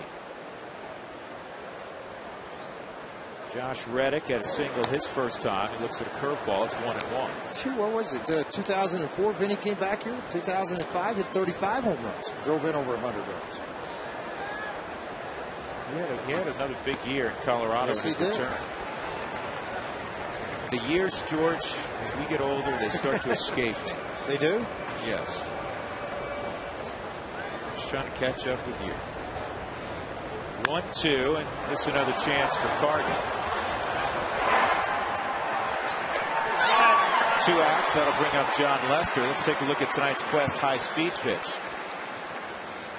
And Lester's hit 96. Chassin's hit 95. 2 guys with very good arms. Brought to you by Quest, the high-speed internet provider of the Colorado Rockies. It was 04 when Vinny hit 35 and led the league with 131 ribs. The year after that, left and went to San Diego. You know, Vinny could still hit. He went to Washington. That's right. That's the ground ball to second. Vinny could still hit. He went to winter ball for Mexico, as he always does for his team down in Mexico, and tore the cover off the ball. 1-2-3 inning for Chassin. Give him a couple of runs.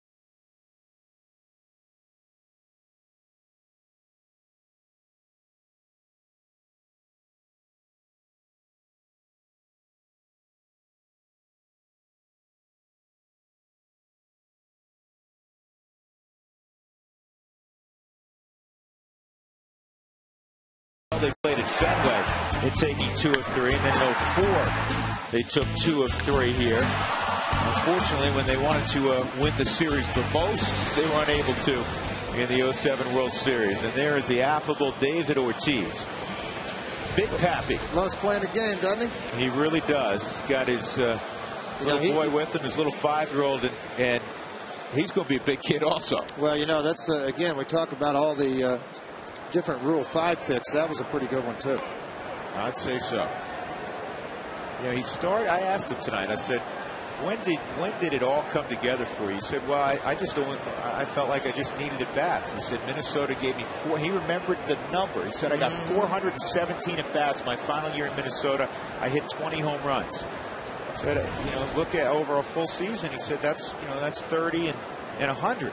And that's obviously he's become a fixture at those numbers, George, in Boston. Well, and in Boston, it's not that easy for a left-hander to hit home runs. It's Death Valley in right center. And, of course, you can hook them around that foul pole, pesky pole down the right field line. He's put up big numbers for a long time. Chris Nelson, and that's the first big league hit for Chris Nelson. Solid line drive single to center field. Glenn Allen Hill letting Ron Copa, the first base umpire, and Kevin Euclid know that that's number 1. Euclid has the baseball, and he'll... He was acting like he was going to toss it into the stands. Yeah, Moore already did. He had one ready. Moore put the good one in the right hand, flipped the. It's a time-honored tradition. It never gets old. Sometimes you sit up here and go, I mean, come on, they know, don't they? They can't do that again. But that's what makes it fun. Remember, they are a rookie, and it is their first hit. So they haven't seen this a lot. So they're buying the turkeys, George? They haven't seen this a lot. The free turkeys, I mean? Yeah. The fake ball toss and all the rest of it. You know, leadoff base hit for the Rockies. That is the first time tonight they've had the leadoff man aboard. And Nelson's a very good athlete. Barmas out of the 8-hole with a 1-0 count.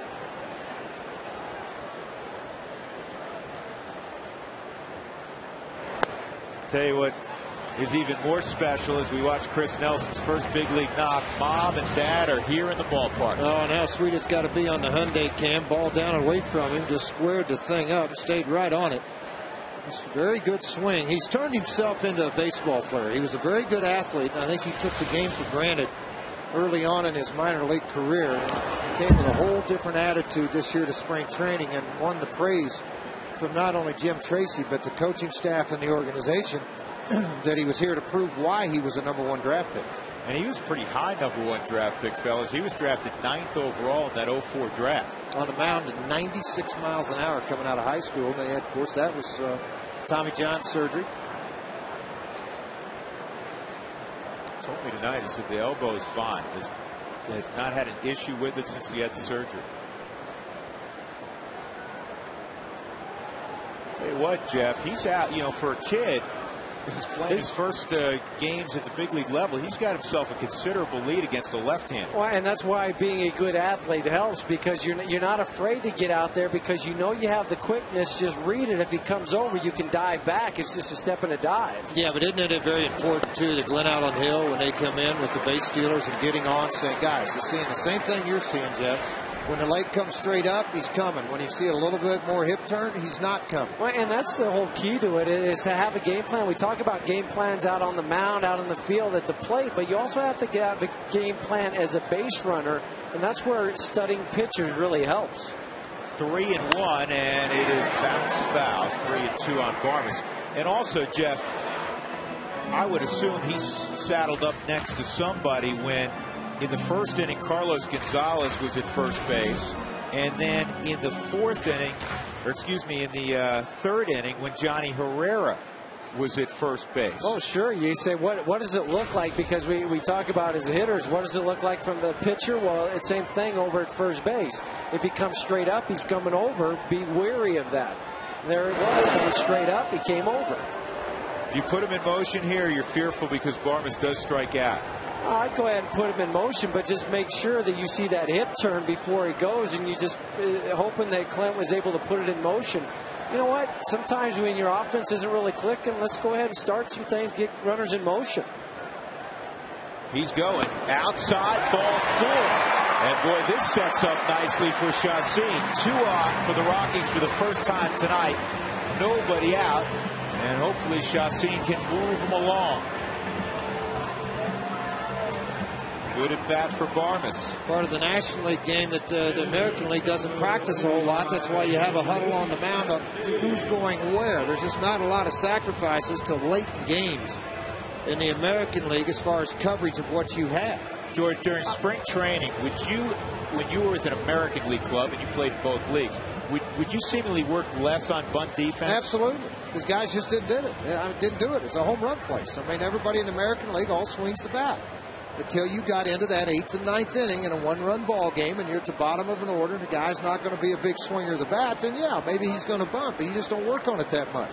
Let's see if they run the wheel play here, because I thought I was reading Scudero's lips saying, hey, I'm going to go over to third base. Well, the old fake. Had to pick on there, Jeff. Yeah, well, the old fake. To flash the glove like it's going to be a pickoff, and what you're hoping there is you'll get the third base coach to yell back. And as soon as he yells back, then the pitcher delivers the ball.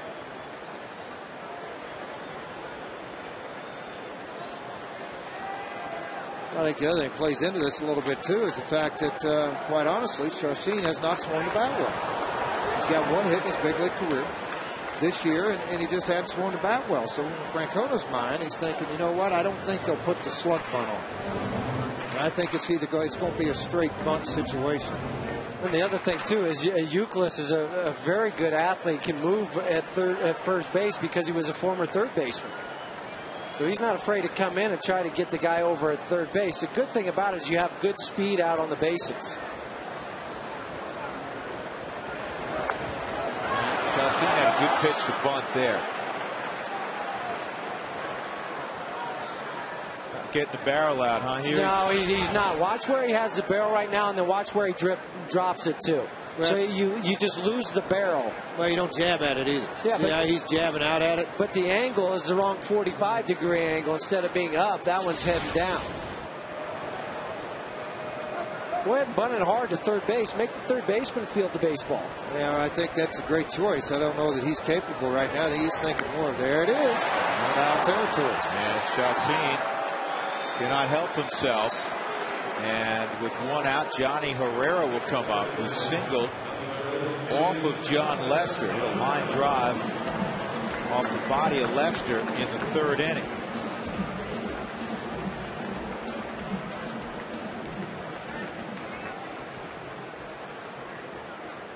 Which Rockies player do you think most deserves to play in the All-Star game? That's from Miles at Broomfield. Well, obviously Ubaldo Jimenez is #1. And for me, unfortunately, Troy Tulowitzki's gone down, but it'd be a tie between Tulowitzki and Carlos Gonzalez. I'd have to throw Miguel maybe in that mix too, Drew. Yeah, you know what? You're right. You're right. Herrera takes strike one. It kind of depends what all the rest of the catchers finish up doing here and how the voting goes when you start to add players. But all the guys you mentioned are all very worthy of it. And 4 guys clearly deserving. Nelson at second, Barmes at first, scoreless in the bottom of the 5th. Rockies with 1 out.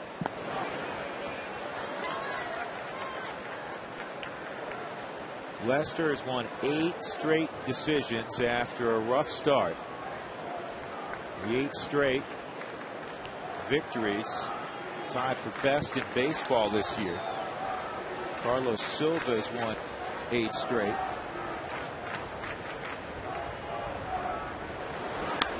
And this is in the air with the runners going down the right field line, and the catch is made by Josh Reddick. A little bit surprised Euclid didn't come back. Hey, the first 12,500 adults 21 and over will receive a Coors Light cooler bag on June 24th. Make sure you pick up your tickets for that ball game on Thursday as the Rockies take on the Red Sox. Todd Helton with 2 outs, a fly ball to center field, and he grounded into a 5-4-3 double play in his last AB.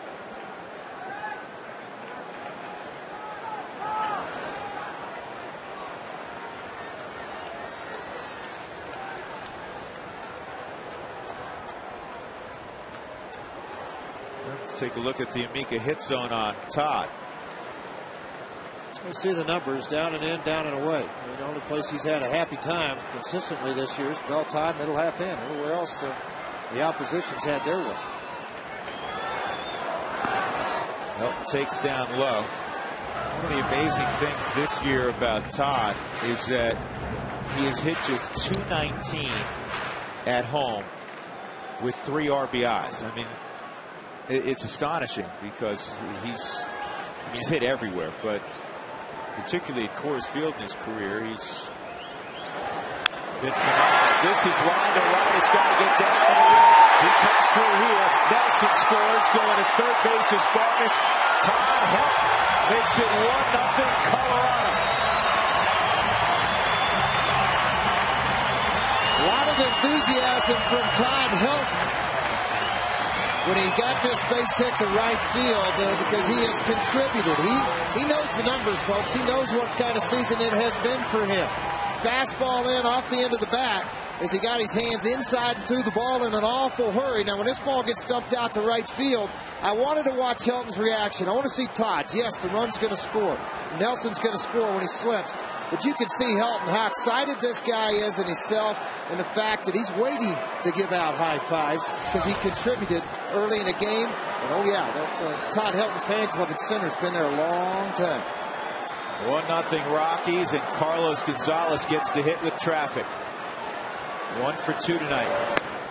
Outside. Oh, Tom Hallion called it a strike on the corner. 0-1. Fargo ripped a single to right and hit a high fly ball to right. Tried to track this thing early. Got tricked a little bit out of the zone at 91. Hallion called it a strike.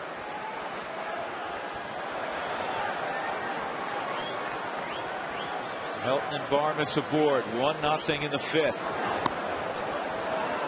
Well, they tried everything else. Slow hooks, fastballs away, and he swung the bat pretty well against him. They tried to elevate it, wanted to elevate a fastball there. Lester didn't hit his spot.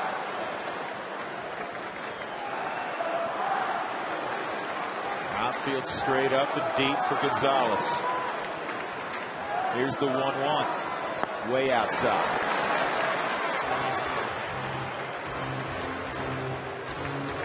Pitch count at 73 now here in the stadium. 20 here in the 5th inning as the Rockies put a nugget on the board. Lead it 1-0.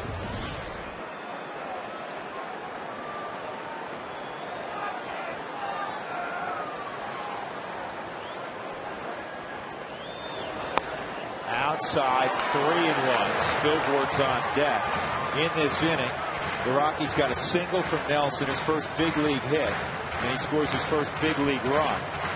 Barmes walked. First walk allowed by Lester. And then Todd Helton, a 2-out knock to give the Rockies the 1-0 advantage. Now it's 3-1 on Gonzalez. He'll be sitting on that heater. He got it, and he chops it to Scudero.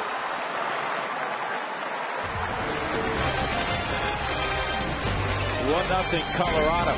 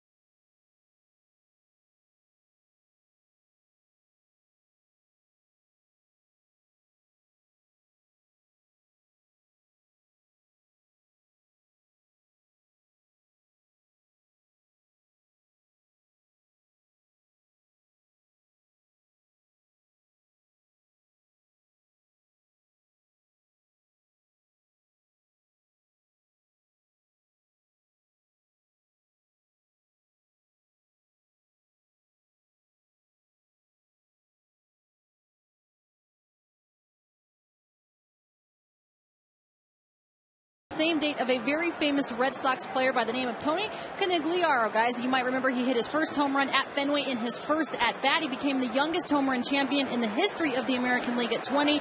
His career was forever changed when he was hit in the pitch by a face, died prematurely at the age of 45 from a stroke, but certainly a Boston Red Sox fan favorite, guys.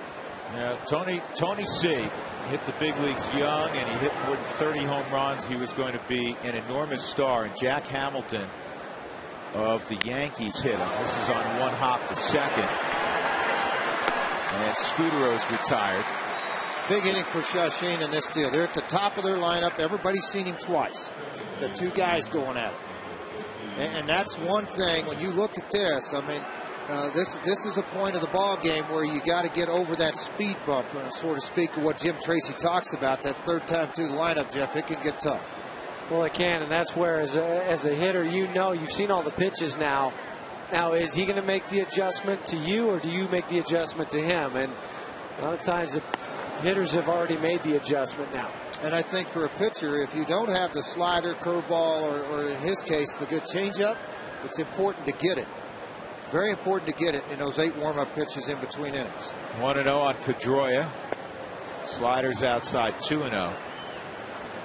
Let me correct some. Chris Nelson, first big league run he scored was not just a moment ago. It was the other night when he semi-barreled over.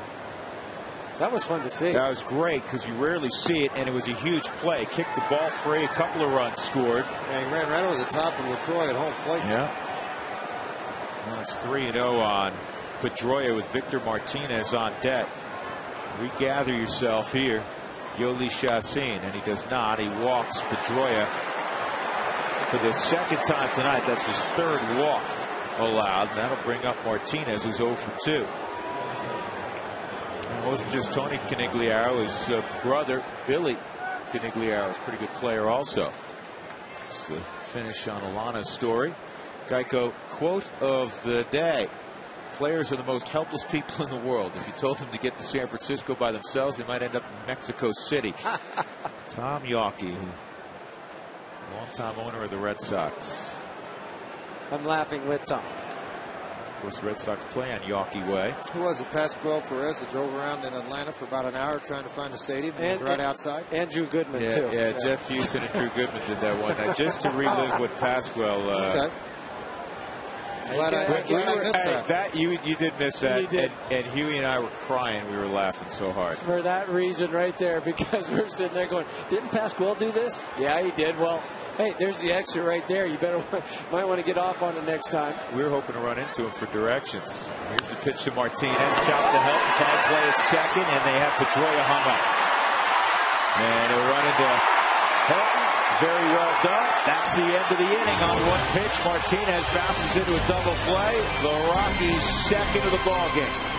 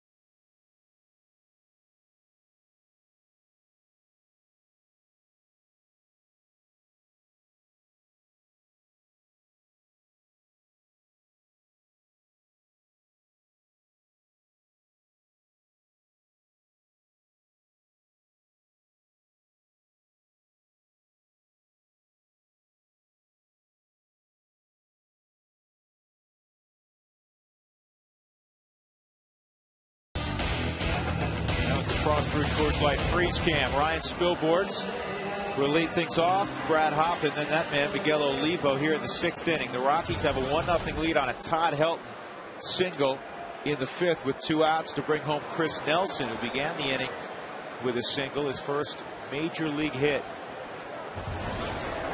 Breaking ball low. Tomorrow's pitching matchup will get not only your attention at home, but everybody who follows baseball around the country. Ubaldo Jimenez and John Lackey.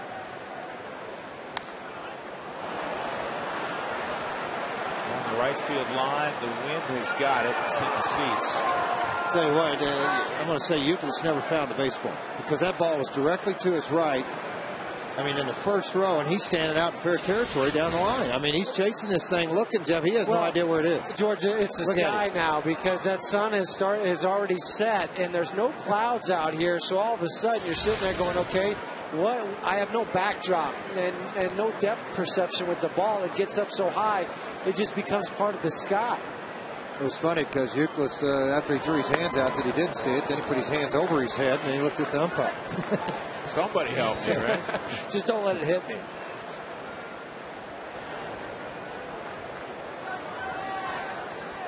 Two and one on Spilborghs. Inside, 3-1. Spilborgh's hitting in the cleanup spot. Just the second time this year. He's hitting every spot in the lineup other than the 9-hole.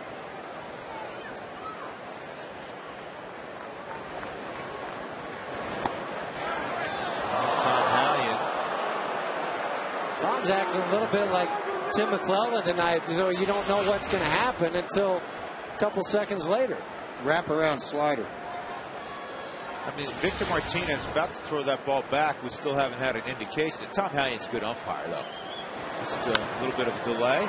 Scudero. Well, I tell you what, Youkilis has had to stretch on a lot of pitches. He's got the ballerina foot at first. He's tippy-toeing pretty good.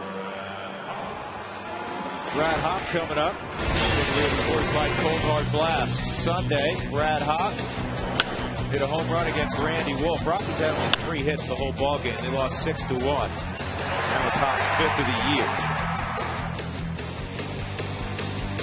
Well, the birthday boys 1 for 2 tonight.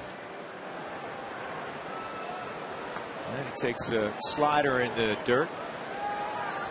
See more breaking pitches left on left from Lester.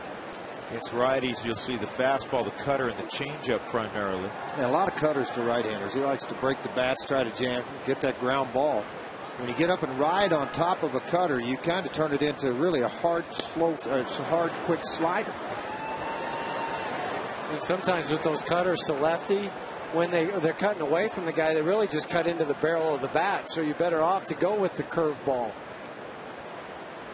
Change that plane of the bat a little bit. Look at that interested observer, Yoli Chassin, watching his counterpart John Lester work. That misses. 3-0 on Hop with 1 out and Olivo on deck. It's all about picking up teammates, and when he failed to get the bunt down to advance everybody, then Todd Helton comes through with a base hit. He has answered the bell tonight. Yes, he has. Brad taking the whole way. It's 3-1. Terry Francona is trying to look at his ball club saying, hey, this one bat's pretty good coming in here. What's the deal? Well, you got 2 good pitchers on the mound tonight. I've seen a lot of mistakes made. The Rockies have 6 hits on Lester here with 1 out in the 6th. The Red Sox just 3. 9 ground ball outs, a couple of fly ball outs, and 4 strikeouts for Lester in the game.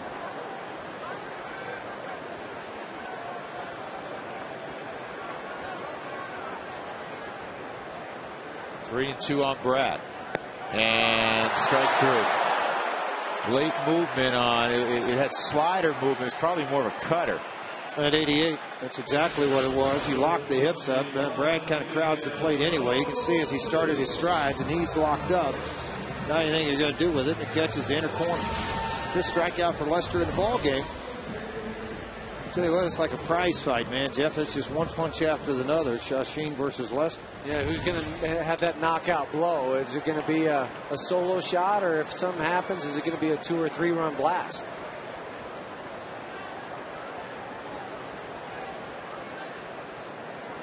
And Olivo takes a strike.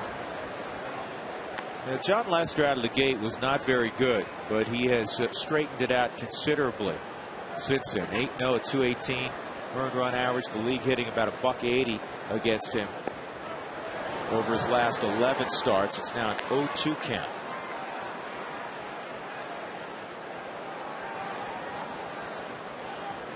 He doesn't give up many hits, and he gets a lot of strikeouts. That was the thing that really jumped out at me. He's got 96 strikeouts on the year, which is tied for 3rd most in the American League. And he strikes out Olivo for punch out number 6. A 1-2-3 inning, his first of the ball game. Rockies have the lead, 1-0. We're off to the 7th already.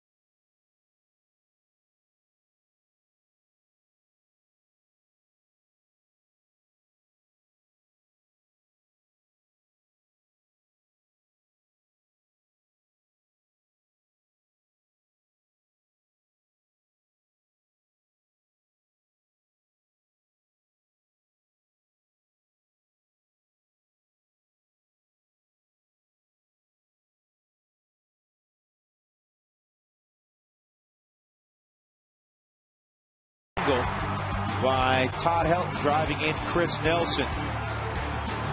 That's our Cooney Lexus look back, brought to you by Cooney Lexus, where luxury has an address. Kevin Youkilis, the cleanup man for Boston, steps in, a strikeout and a ground ball to third. And Youkilis lifts his bat as if it was inside, and begging to differ, Tom Hallion, and he has the gavel. So it's strike one.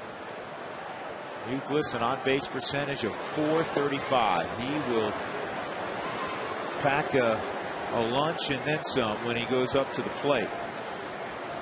Do you think Jim Tracy will have an advantage making changes in the late innings, especially in low-run, small ball games? I assume Kyle's talking about against Terry Francona in this series. And Jim Tracy is one of the brightest managers out there. But listen, Terry Francona knows what he's doing also. He managed in the National League in Philadelphia, so he understands the double switches, preparing his bench, trying to get guys to succeed. He has Ortiz with a long ball sitting on his bench. The Rockies have Giambi, obviously, to Smith and Stewart. 1 ball and 2 strikes on Youkilis. And he got it. Second time tonight that Chacin has struck out Kevin Youkilis. And a strikeout number 4 tonight for Chacin. Confidence in that hard slider. Appeared to be a fastball away. It didn't have much down or side tilt to it as it did straight down tilt to it. But it's all about working ahead. You get ahead in the count. Makes life pretty easy. Adrian Beltre singled his last time up, and he takes a breaking ball for a strike.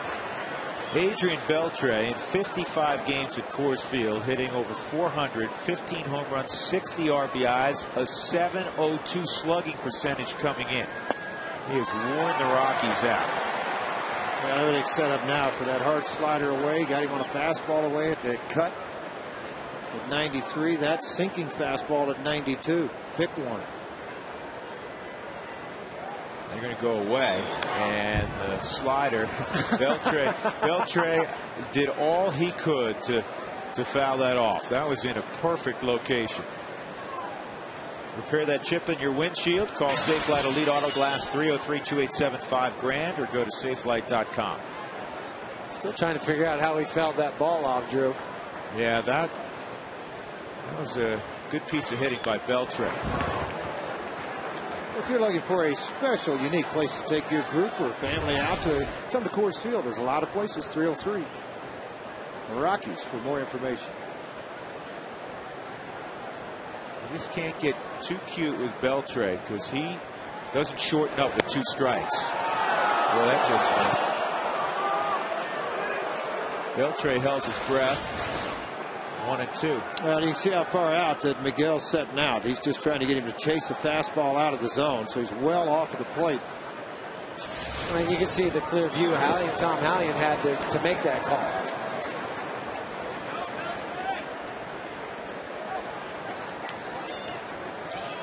I remember when Beltre was with the Dodgers, and when Sean Green was still playing, they both hit in the middle of the order. And obviously Sean Green hit a lot of home runs. They would have a contest every day in batting practice after their first couple of rounds, who would hit more home runs. And I'm telling you, they both hit a lot, but Beltre's power is unbelievable. 3 and 2. That's when they had Omeda signs coming off the bench. And if you asked any of the Dodger players then who has the most natural power, the answer wasn't Signs or Sean Green. It was Adrian Beltre. That's because of his leg drive. That's what allows him to hit the ball out to all fields, is the way he really gets the lower half of his body into a swing. Here's the payoff pitch.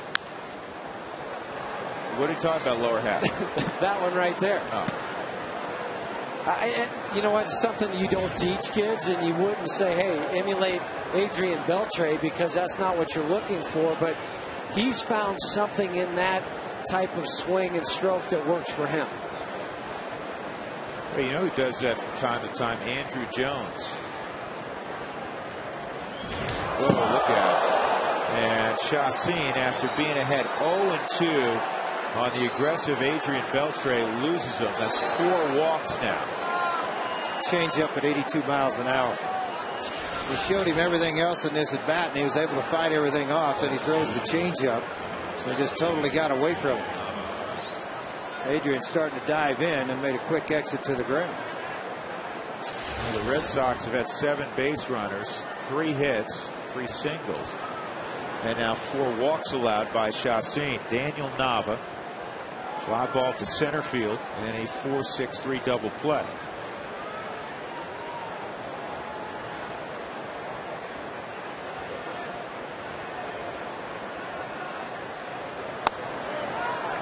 He's really shortened things up in this ball game pitch-wise. He's had some very quick innings due to the double play after the long 3rd inning. Look at that in the 5th. Just 8, 7 in the 6th. He's at 14 here in the 7th. The left-hander Beimel up throwing for the Rockies down in the bullpen. Jim Tracy trying to get his matchups. And the other thing, too, is Chacin's due up 3rd next inning, so that might factor into all of this as well.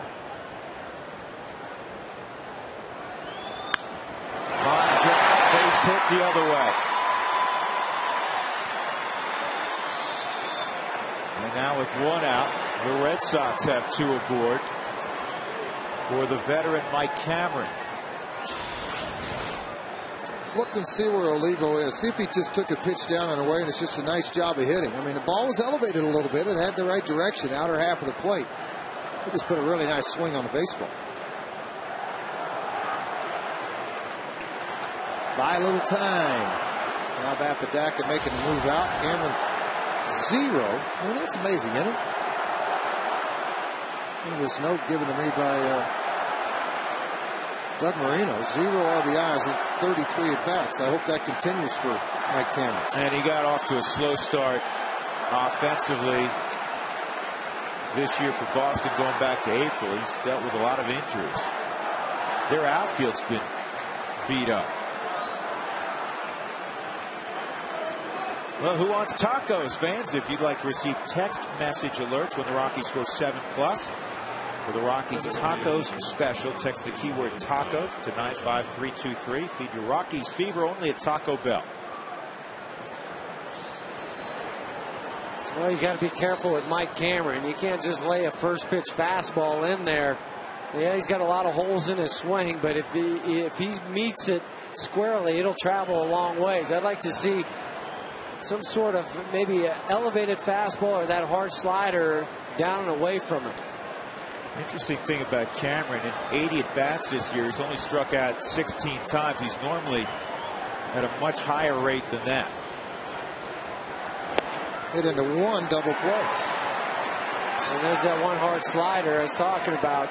Keep it away from his power. That's what Jeff's talking about. You'll see it on the Hyundai cam, but he get the ball moving down and away from him.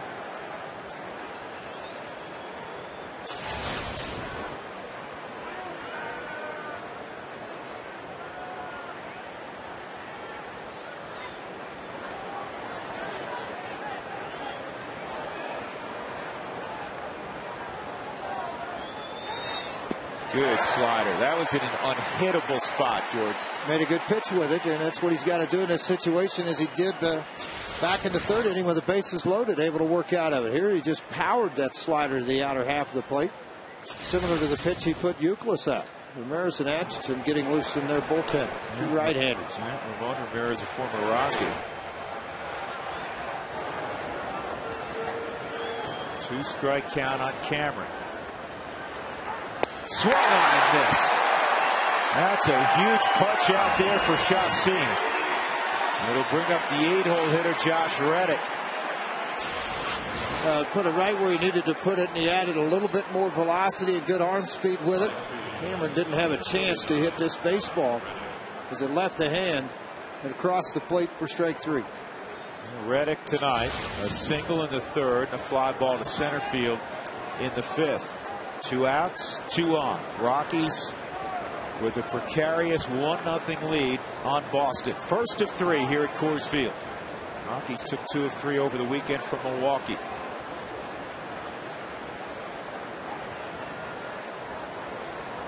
And 21-13 this year at home. That's a strike. Reddick, one of 9 different players to have a start in the outfield this season for Boston.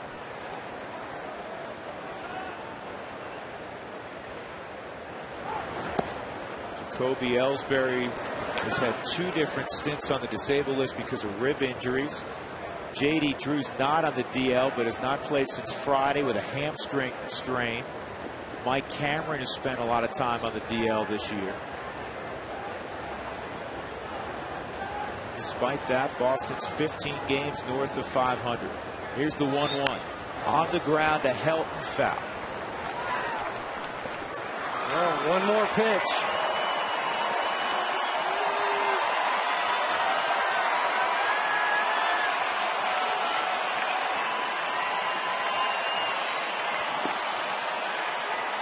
Sellout crowd at Coors Field.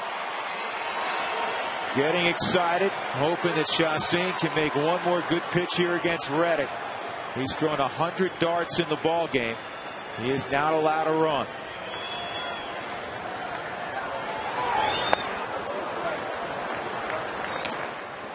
Two and two.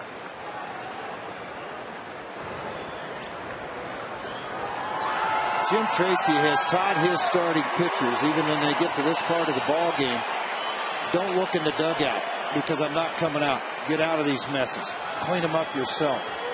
And it's given a lot of confidence to that starting staff. Here's the 2-2 to Reddick. Way up high. He overthrew the last 2 heaters, Huey. Yes, he did. And no matter what happens here, if he walks him, I'm looking over into the dugout. Big Papi has his batting gloves on, and he will be the guy that comes to the plate if they're not able to get Reddick out. And he'll face Joe Beimel if he does. Francona, one of those guys, just like Tracy, you get an opportunity to take a shot. They take it with the best guy they have available. Hard slider, change up, George. What do you Just challenge him with the fastball. Fastball? Yeah, just challenge him with the fastball. Runners going, and he stayed off it. And now the bases are loaded again. 5 walks allowed by Chacin. And Jim Tracy just waiting for the public address to announce David Ortiz. And when he does, we'll see Tracy go to the mound and call for Joe Beimel.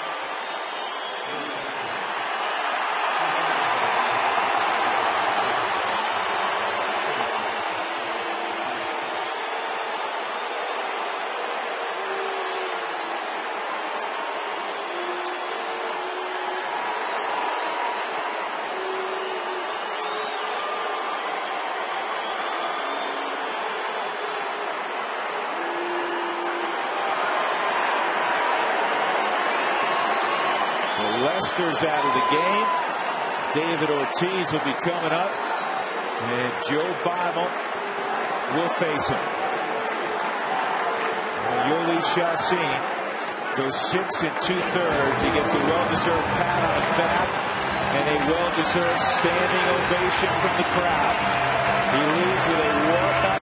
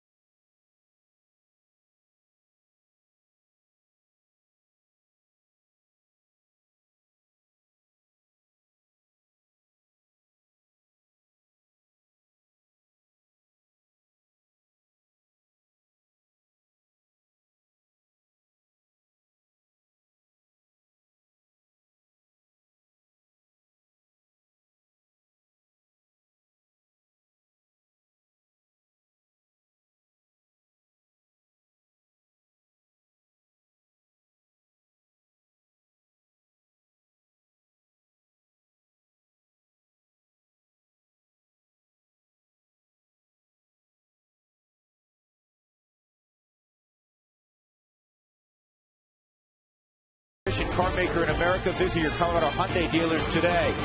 By King Soopers, our people make the difference.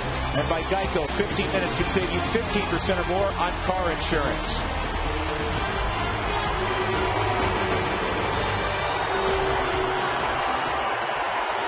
Now, these are the moments people get excited about, especially when a team so rarely seen in these parts come to town, and one of their big stars up late in the ball game, David Ortiz, to face Joe Bible. 1-for-1 in his career versus Joe Bible. Ortiz against left-handers this year, 222 average. As a pinch hitter in his career, 192. But he could swing it with the bases loaded. A 360 average. The numbers for Ortiz on the season. Bases full of Red Sox. Here we go. Fastballs right there at 91. That's one of the hardest pitches we've seen Bible throw all year. A little bit fired up, making a pitch here. You love it with the full house. You got the Boston Red Sox, and you want to get after it. Left-handers have only hit $190 against Joe Bible, and his efficiency of retiring first batters faced has been very good, 83% of the time.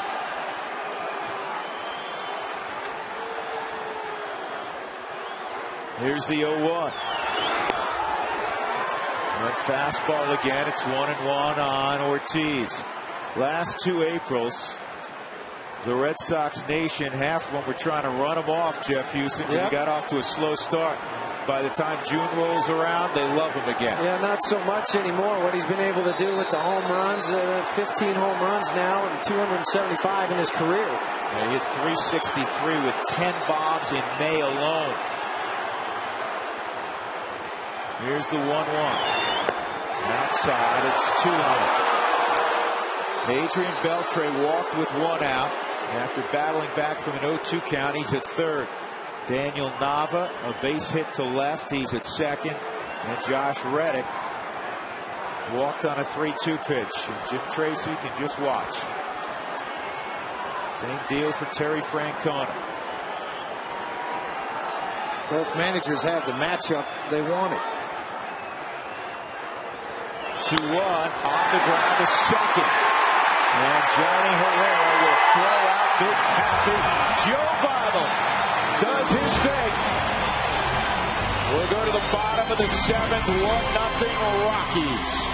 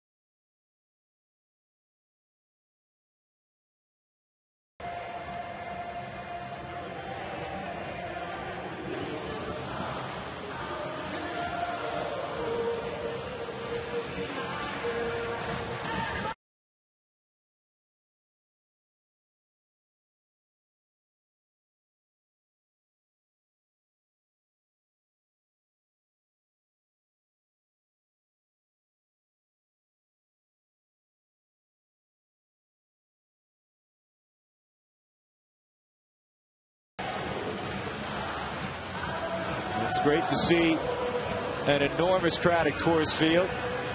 I've seen a lot of big crowds The Rockies and the Red Sox, first of 3. And the Rockies have a 1-0 lead as we go to the bottom of the 7th inning. Drew Goodman, George Frazier, Jeff Hewson, and Alana Rizzo. And the former Rocky has made good since leaving Colorado. Ramon Ramirez on the hill, and he'll face Chris Nelson. 7, 8, 9 for the Rockies. Basically a 1-inning pitcher because everything he throws is extremely hard. Good fastball. It'll run 90 to 94 miles an hour, downward plane into the strike zone. Ramirez also a fashion a slider, 86, 87, a change, 84, 87.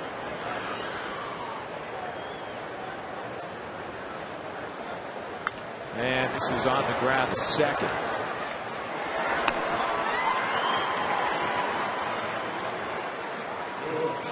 Now let's take a look at a Colorado Lottery replay. Last time up for Chris Nelson in the 5th inning, a line drive up the middle, his first career knock, and he has scored the only run of this game. The Todd Helton base hit a little bit later on that inning. You can catch another great replay with Colorado Lottery now through the end of the month. You can replay any of your non-winning Colorado Lottery scratch tickets and a second chance drawing at coloradolottery.com. Clint Barmas at the plate. Ian Stewart has come out in the on-deck circle for Joe Biden. Ramon Ramirez went to Kansas City initially after leaving Colorado, and then to Boston. 29th appearance for Ramirez. Had that good slider, George. He didn't walk many people. Again, we talked about the fastball. Still had pretty good velocity. It keeps it down in the strike zone well. It's a 3-pitch mix, but as I mentioned a minute ago, it's a 1-inning exposure type guy. As the offense gets a couple of looks at him, things change a little bit, and the success rate not as high. 1-2 count on Barmas. Strikeout and a walk. Why are some of the Ks for strikes turned backward? Clyde in Bailey, Colorado. If you were caught looking, it's a swinging strike. It's a conventional K in your scorebook. If you were caught looking, you use a backwards K. That's down low. 2-2.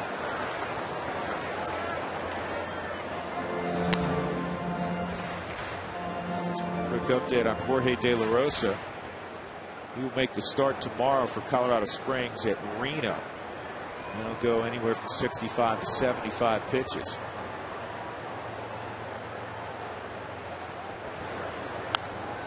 Trying to work his way back into the Rockies rotation.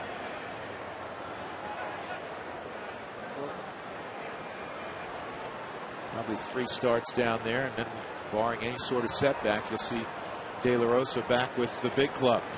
Repair that chip in your windshield. Do it at Safelite Elite Auto Glass. 303-287-5000. Safelite.com online. Strikeout of Barmas. 2 outs, nobody on, and that'll bring up Stewart.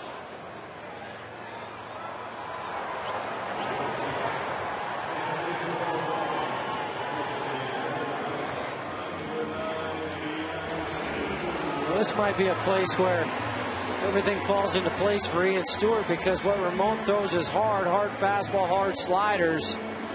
If he can get one maybe down and take a whack at the first couple pitches. Well, I think that's the whole key, Jeff, don't you? Yeah. With Stewart, I mean, Ian sometimes he has 2 personalities when he goes to the plate. Sometimes we'll see him aggressive, and other times you'll see him, getting an 0-2 count without swinging the bat. I think the other thing it sets up for Jim Tracy defensively now, you can leave Stewart in the ball game, take Chris Nelson out, slide Stewart to third for the defensive side of things, and put Betancourt into the lineup there. Betancourt's warming up down in the Rockies bullpen to pitch the 8th inning.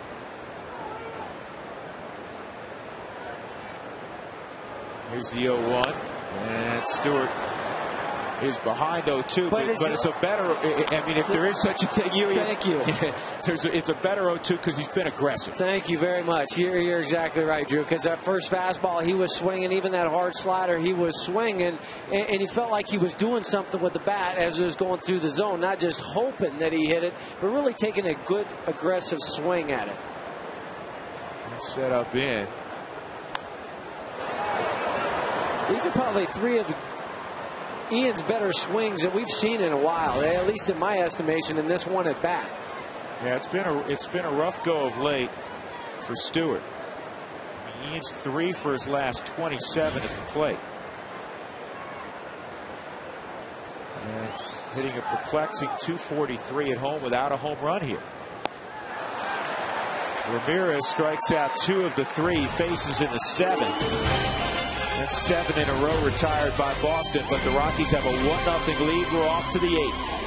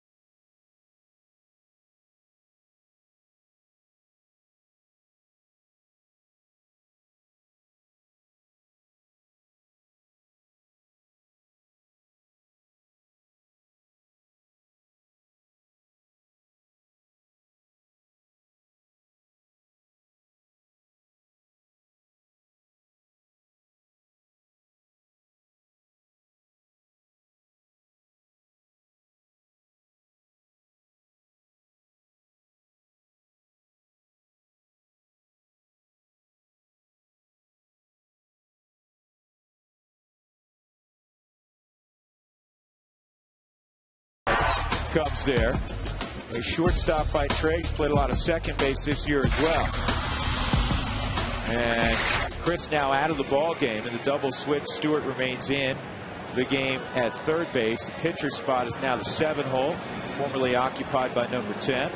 And pitching the 8th inning for the Rockies, the former American League outstanding setup man, Rafael Betancourt. Yeah, this right-hander's going to come in and face this lineup, and you're working right into the heart of it, which he has excelled, getting in the middle of things and taking on this lineup of the Boston Red Sox. This call to the bullpen is brought to you by Comcast Digital Home Phone Service. Warm up to unlimited local and long distance. Call 1-800-COMCAST. Betancourt will face the top of the Red Sox order. Marco Scutaro will lead it off. He's 0 for 2 and a walk. Bible got the final out of the 7th inning. Chacin goes 6 2/3, a shutout baseball. He allowed 4 hits. He did walk 5. He struck out 5. And that, I thought, was right on the black. Can I call it a strike? You can, but it's not going to matter. I mean, on the 4th strike zone, it shows it was a perfect strike. I can umpire from up here. I'll do a decent job. Come on. Be a long way for him to yell at you anyway. Yeah, no. Tom Hallion's a terrific umpire. That one maybe just missed. And he gets popped up. Barnes going back, waiting. 1 out. That'll bring up Dustin Pedroia.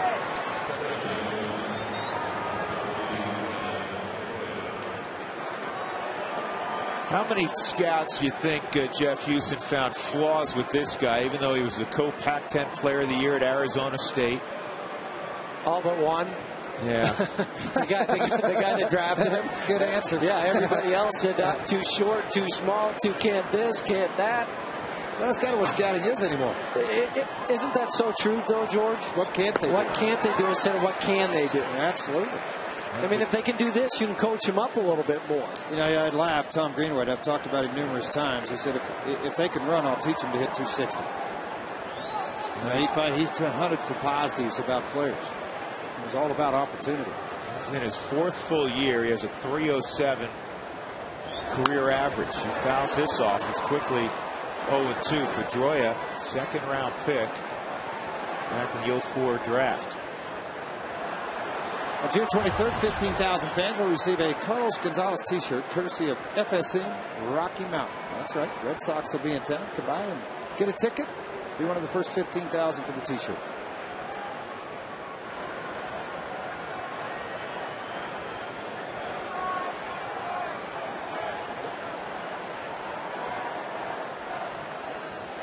And he got him on a slider. And Miguel Oliva clears himself, throws to help. And there are two gone.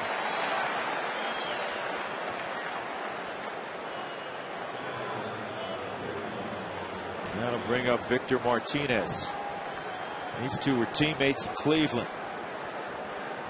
Long time. Victor Martinez with flash signals. Rafael Betancourt with fire to his glove. Now they're in two different cities. Well, now it's going to be a matter of who guesses right here, because Victor Martinez is going, okay, he likes to throw his fastball away a lot. That's what Betancourt does. Do I look away? And now does Rafi say, you know what, that's my strength, I'm going to it? Or does he change up and try to come inside? I think you go to your strength, Jeff. And I've been in this situation a couple of times in my career where I had to face an ex-catcher. He went away, but he got elevated more in the center of the plate. Martinez just fought it off to left field. Well, and the reason that ball wasn't caught, too, is the Rockies outfielders were in no double play depth. If Ryan's playing normally earlier in the ball game, then that's an out. But that's what you have to do in these situations. You go ahead and give up the base hit in front of you. You just can't afford to be in automatic scoring position with a double out at second base. That'll bring up Kevin Youkilis, 0 for 3 and a couple of punch-outs. 2 for 5 with a home run in his matchups with Betancourt.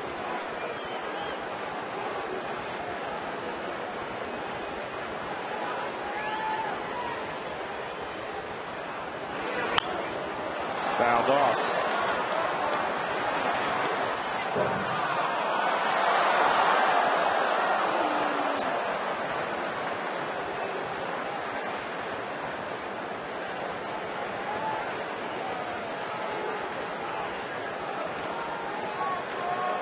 Betancourt has held right-handed hitters to just 3 hits in their last 21 at-bats.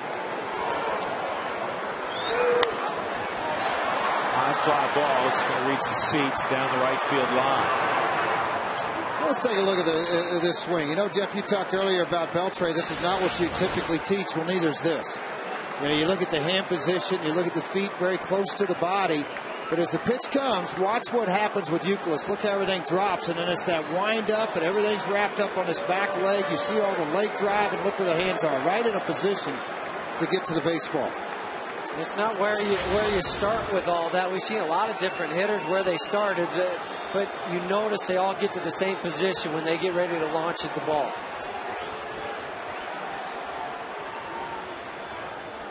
Two-strike count on Youkilis. 2 outs in the 8th. That's a fair ball. Betancourt to first. He's out. Good play by Rafael Betancourt. And an enthusiastic high five from Miguel Oliva. 1-0 Rockies. Middle of 8th at 20 at the plate.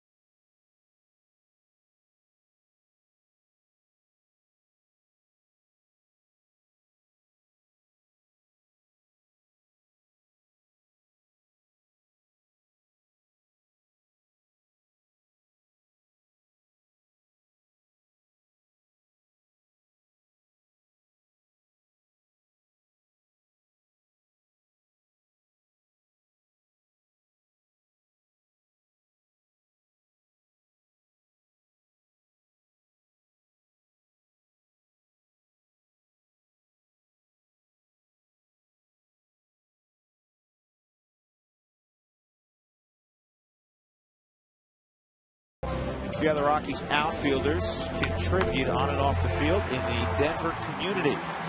Jake breaking down footage in the video room to volunteering at the Boys and Girls Club, get an inside look at the youthful group of players entering the Rockies defense. Good program, Rockies All Access. Rockies would love to add on here in the bottom of the 8th inning. And Johnny Herrera takes strike one on the first pitch from Hideki Okajima, who's one of the better left-handed setup men in baseball. Well, his fastball is going to be 85, 89, touch 90 occasionally, but very good slider, change-up command. He will carve up home plate, both sides of the plate and down.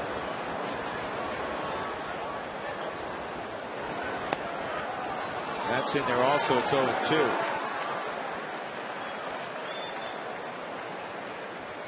John Lester went 6 innings. He allowed a run on 6 hits, walked 1, struck out 6. He has got the hook right now. Yoli Chacin went 6 2/3 shutout baseball. He's on the plus side. On the ground, foul.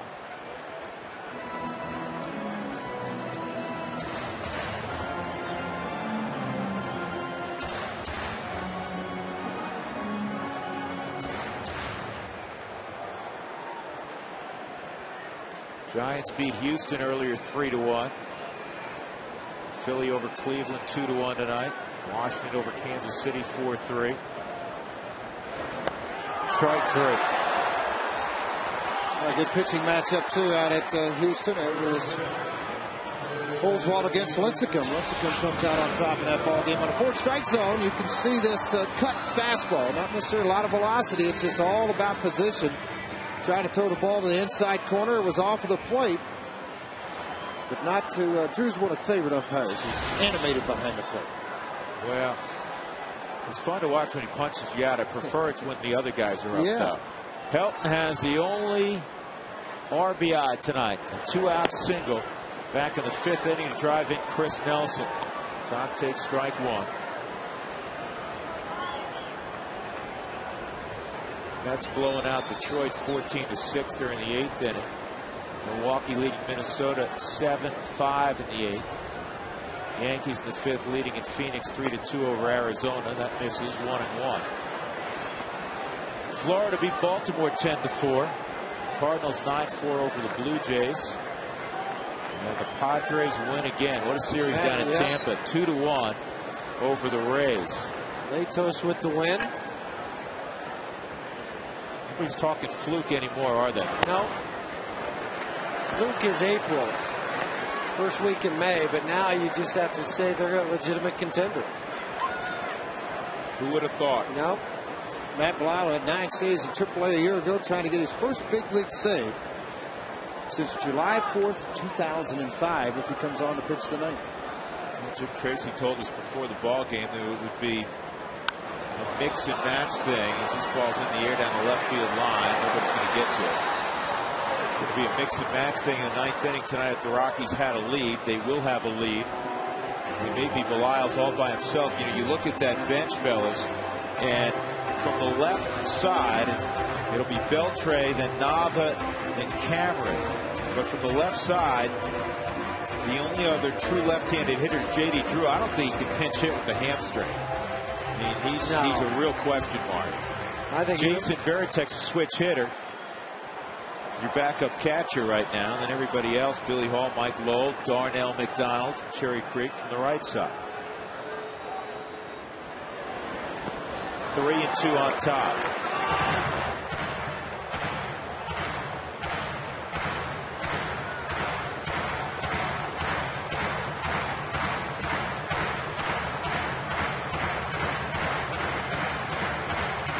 Darnell McDonald stretching the limbs. It's been a nice story this year for Boston. Here's the 3-2. And this ball hammered to deep right. It is at the very top of the wall. It's going to be a 370-foot single. Well, just hit it too hard, Jeff. He didn't get it elevated. Well, why he didn't get it elevated? Because the ball was up in the zone. Tough to get that one because you have to try to get on top of it, and that's what Todd was able to do. I mean, he got on top of this baseball. Watch, it's right up by the letters. And be able to turn on it, still able to get your hands on top where you work the barrel, and you still get that top spin, hit it that far off the top of the wall. Yeah, that was a rocket. Yeah, a couple of feet from getting off the wall. Good to see for Todd Helton. That ball scorched against the left-hander. The RBI single, the only RBI in the ball game. Here's Cargo. Gonzalez, after missing the weekend with a knee strain, a left knee strain, 1 for 3 tonight. Ball 1.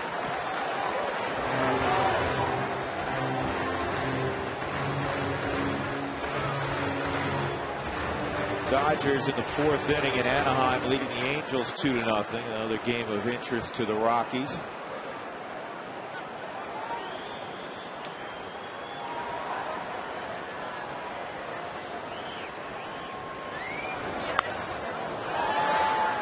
But the White Sox, they're now 11-2 against the National League this year. They beat the very good and very hot Atlanta Braves 9-6 tonight. Jim Tracy visiting with Brad Hopp.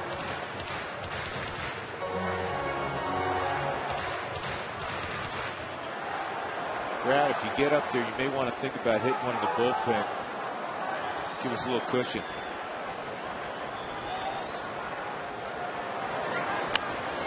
This is looped to shallow center field. This could be problematic. It will be. Well, Helton's base running was terrific, wasn't it, Jeff? Textbook. It doesn't get any better than that because it's a tough read. Scudero's going out there, and he looks like he might be able to catch that ball. And when he looked over his shoulder, you could see where the ball was kind of going to his left as he's running out there. So Todd goes down.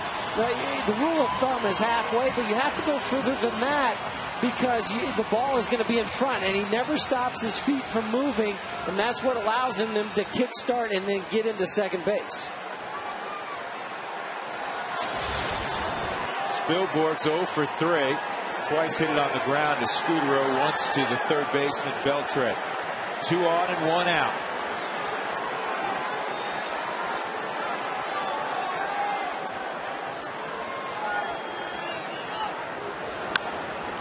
This is a double play ball. Into left center field. Helton will score. Going to third base is Gonzalez. What a break for the Rockies. That was tailor-made for 2. It must have hit a spike mark, and it jumped up George 6 feet over Scudero. Right over the top of his head. It was tailor-made for it. Maybe a little bit of that Coors Field magic starting to happen for the Rockies, getting a couple of these breaks. Ground ball hitting it. Watch your lips. Boys, this is a bad hop. Right out over his head and into the outfield. And he's not even going to make a play. He's concentrated so much on staying down on the ball, had no chance at it.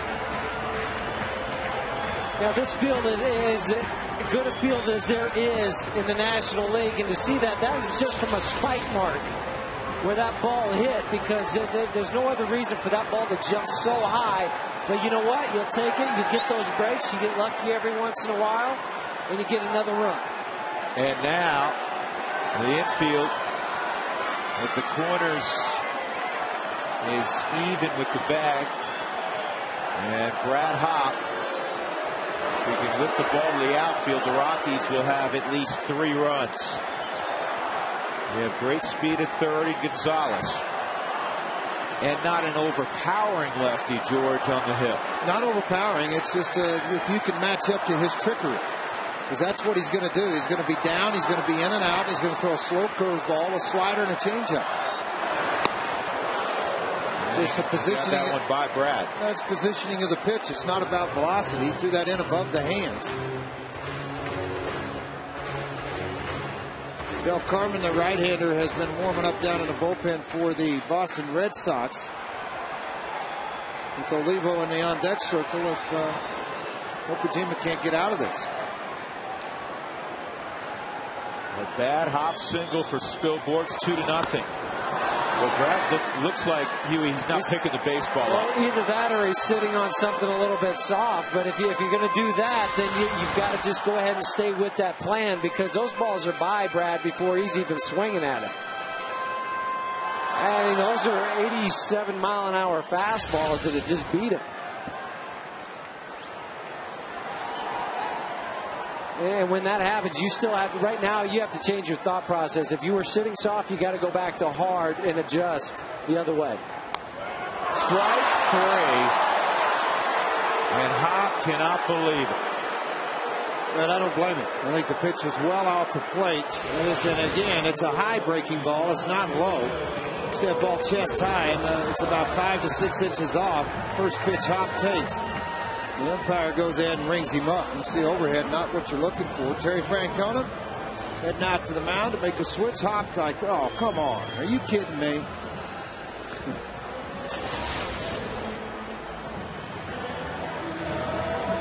Two 2-0 Colorado.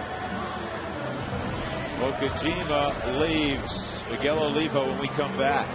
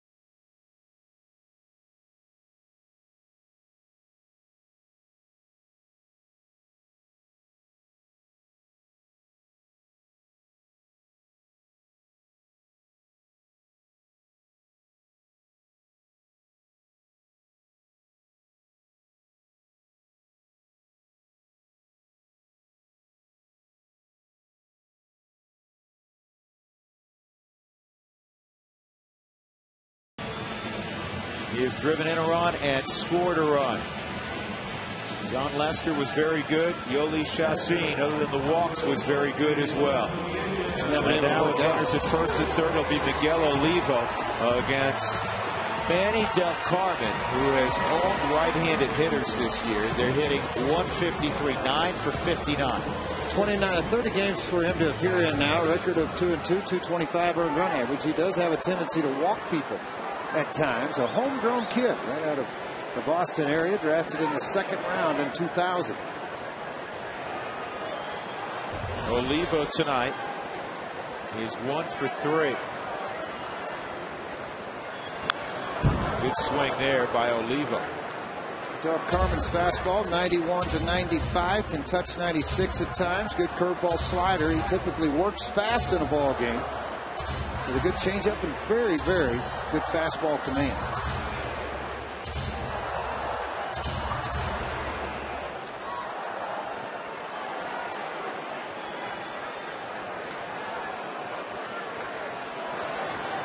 Gonzalez at third, Spielborg's at first.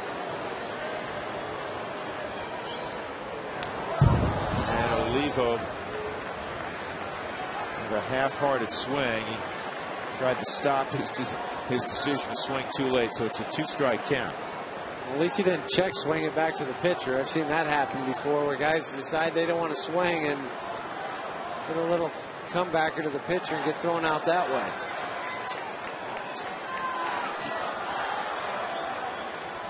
Carmen got in a couple of ball games in the 07 World Series, and he strikes out Olivo on 3 pitches.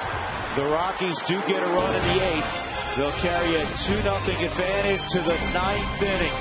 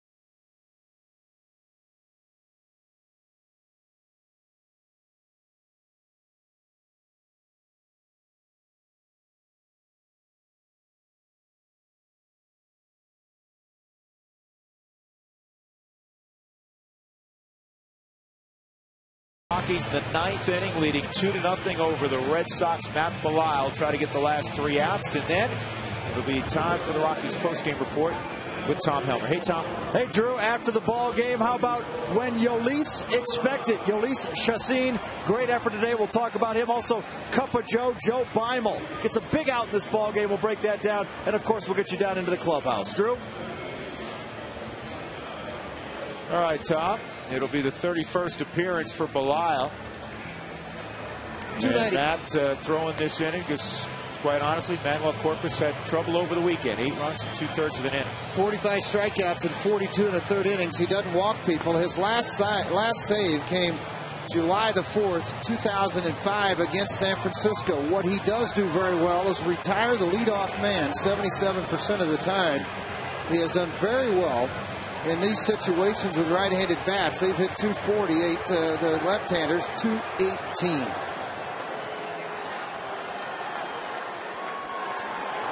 Well, we got some big swing guys for Boston, so that run the Rockies carved out against Okajima in the 8th, enormous.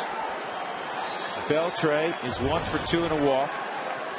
Extended his hitting streak to 11 games. And the first pitch fastball is up high at 93, ball 1.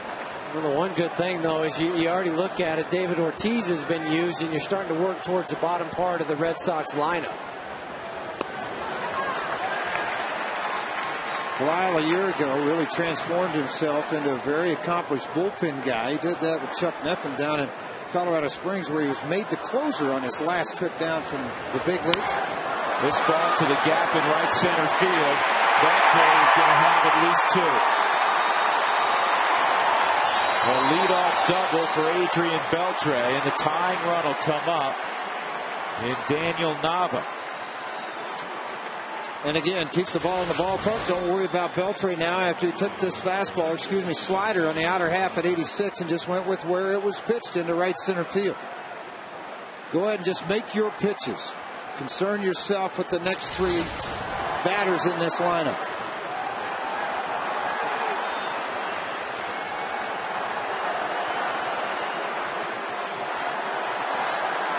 Nava single in the 7th inning. Also a fly ball to center field in the 4-6-3 double play.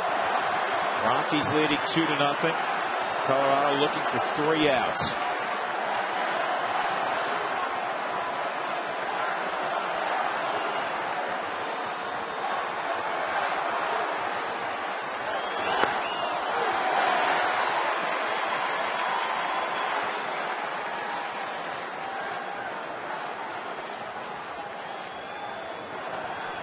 One strike count.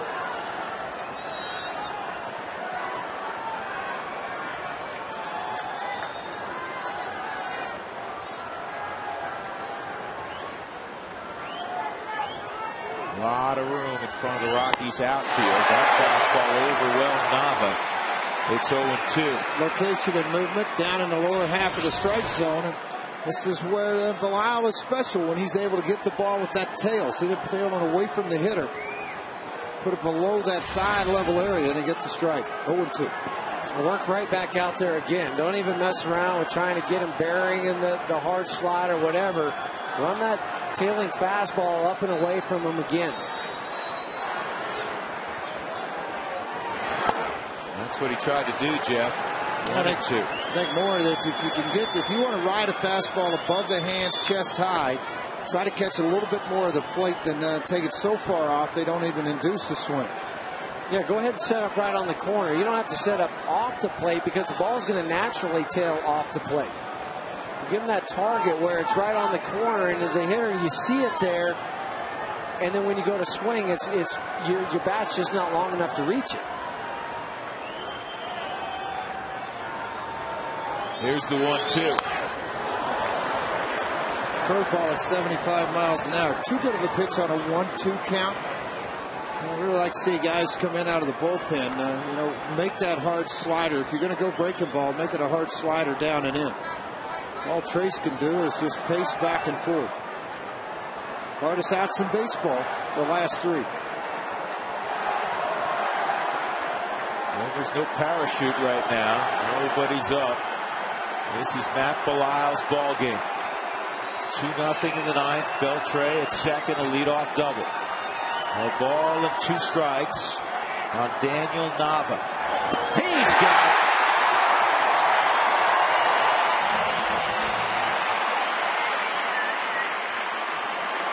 Instead of taking the fastball to the outside corner, he took the fastball and put it to the inside corner. And it had a little more gas behind this pitch and just got it by him on the inner half. Not exactly where Oliva wanted it, but he was able to get the ball by him and cover up a mistake and get the strikeout. Now Mike Cameron.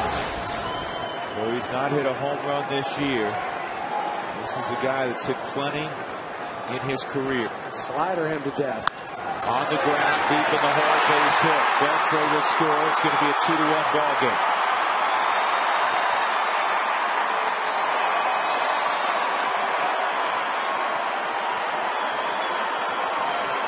Well, they went slider. He may just caught too much of the plate, or Cameron, being a veteran hitter, just kind of expected it, Jeff, and just got his bat out quick enough to get it shoot it through the hole. I think it was just a little bit too much of the plate, even though it might have been down a little bit. No, it was up. That was the problem. The slider wasn't the bad pitch. It was just the location of it. Because you think about him striking out earlier in the game against Chacin back in the 7th. Chacin got him with hard sliders down and out of the zone.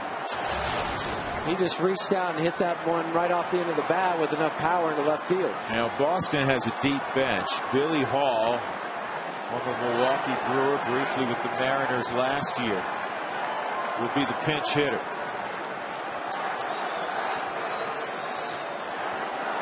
And Hall was a natural selection for Matt Belisle because Terry Francona looked at his notes and he was aware that Billy Hall's 5 for 10 career-wise against Belisle. And that's something a good manager like a Francona, like a Tracy, they know going to the late innings, matchups they may try to get.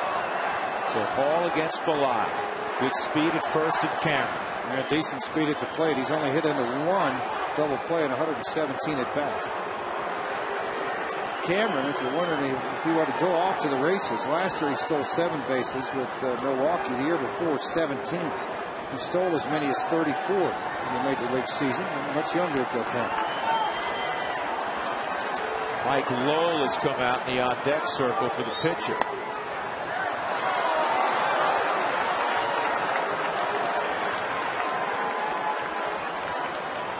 3 for 7 with 3 RBIs as a pinch hitter this year. It's Mike Lowell. Red Sox have won 6 in a row. In fact, over their last 10 ball games, they're averaging 7 runs an outing, just under 7 runs an outing.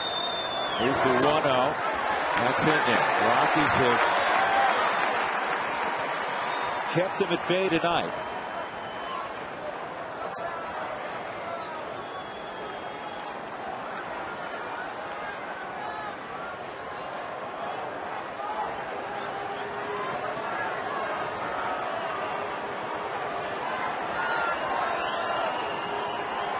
Here's the 1-1. Loop to right, long run for Hop. He'll get there.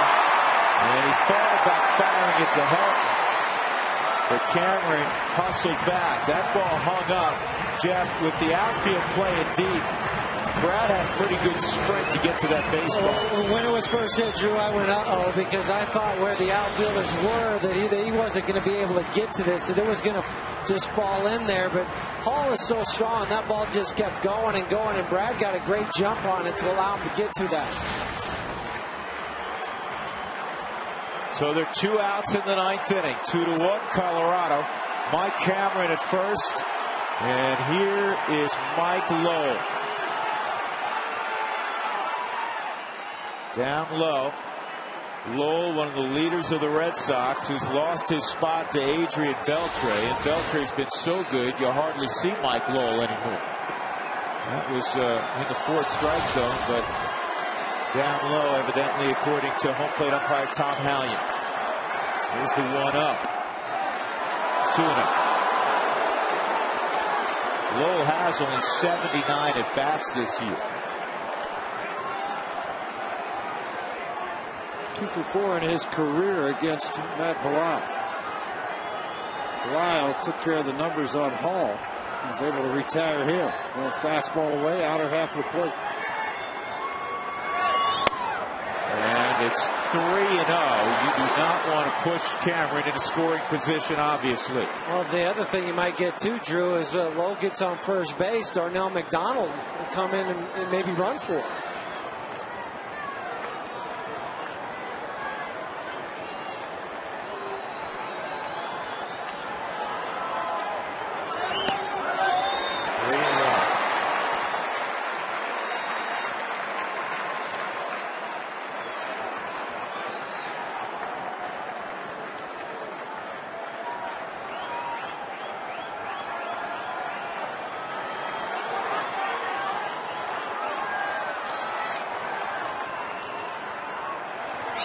Fouled off, it's 3-2. On the 36-year-old Mike Lowell. I know what would probably be the perfect pitch here. Hard slider, outside corner. A lot of times when you get amped up as a pitcher in this situation, you tendency to overthrow it and hang it. Then it becomes a very mediocre straight fastball up in the zone. I'd like to see a hard fastball down and away. Well, you're going to get to see one if he hits his location. Cameron will be moving. Here's the 3-2. On the ground, deep in the hole. One play by Vargas. Can he throw it out? Long throw. He's got it! What a play by Clint Vargas! I mean, how good was that? Game, set, match to the Rockies, 2-1. You will not see a finer play. All you do is smile. I told infielders in total shock. They were like, wow, did we just see what we thought we saw? Do the somersault, get to your feet and fire it, and then, oh yeah, Todd, pick this up for me. And get him by 4 or 5 steps. Not close at first. Not a rocket running up the line, but holy cow, Clint Vargas. Well, think about the positioning, too, because he had just moved over into the hole after that, prior to that pitch, to be able to have that extra jump. What a play, what a ball game. And the Rockies take game 1 of this much anticipated series with Boston, 2-1. Tonight's Deliver the Game brought to you by Jimmy John's. Well, it's a bad hop single that gave the Rockies their second run. It turned out to be the difference in the ball game. An RBI hit for Ryan Spilborghs.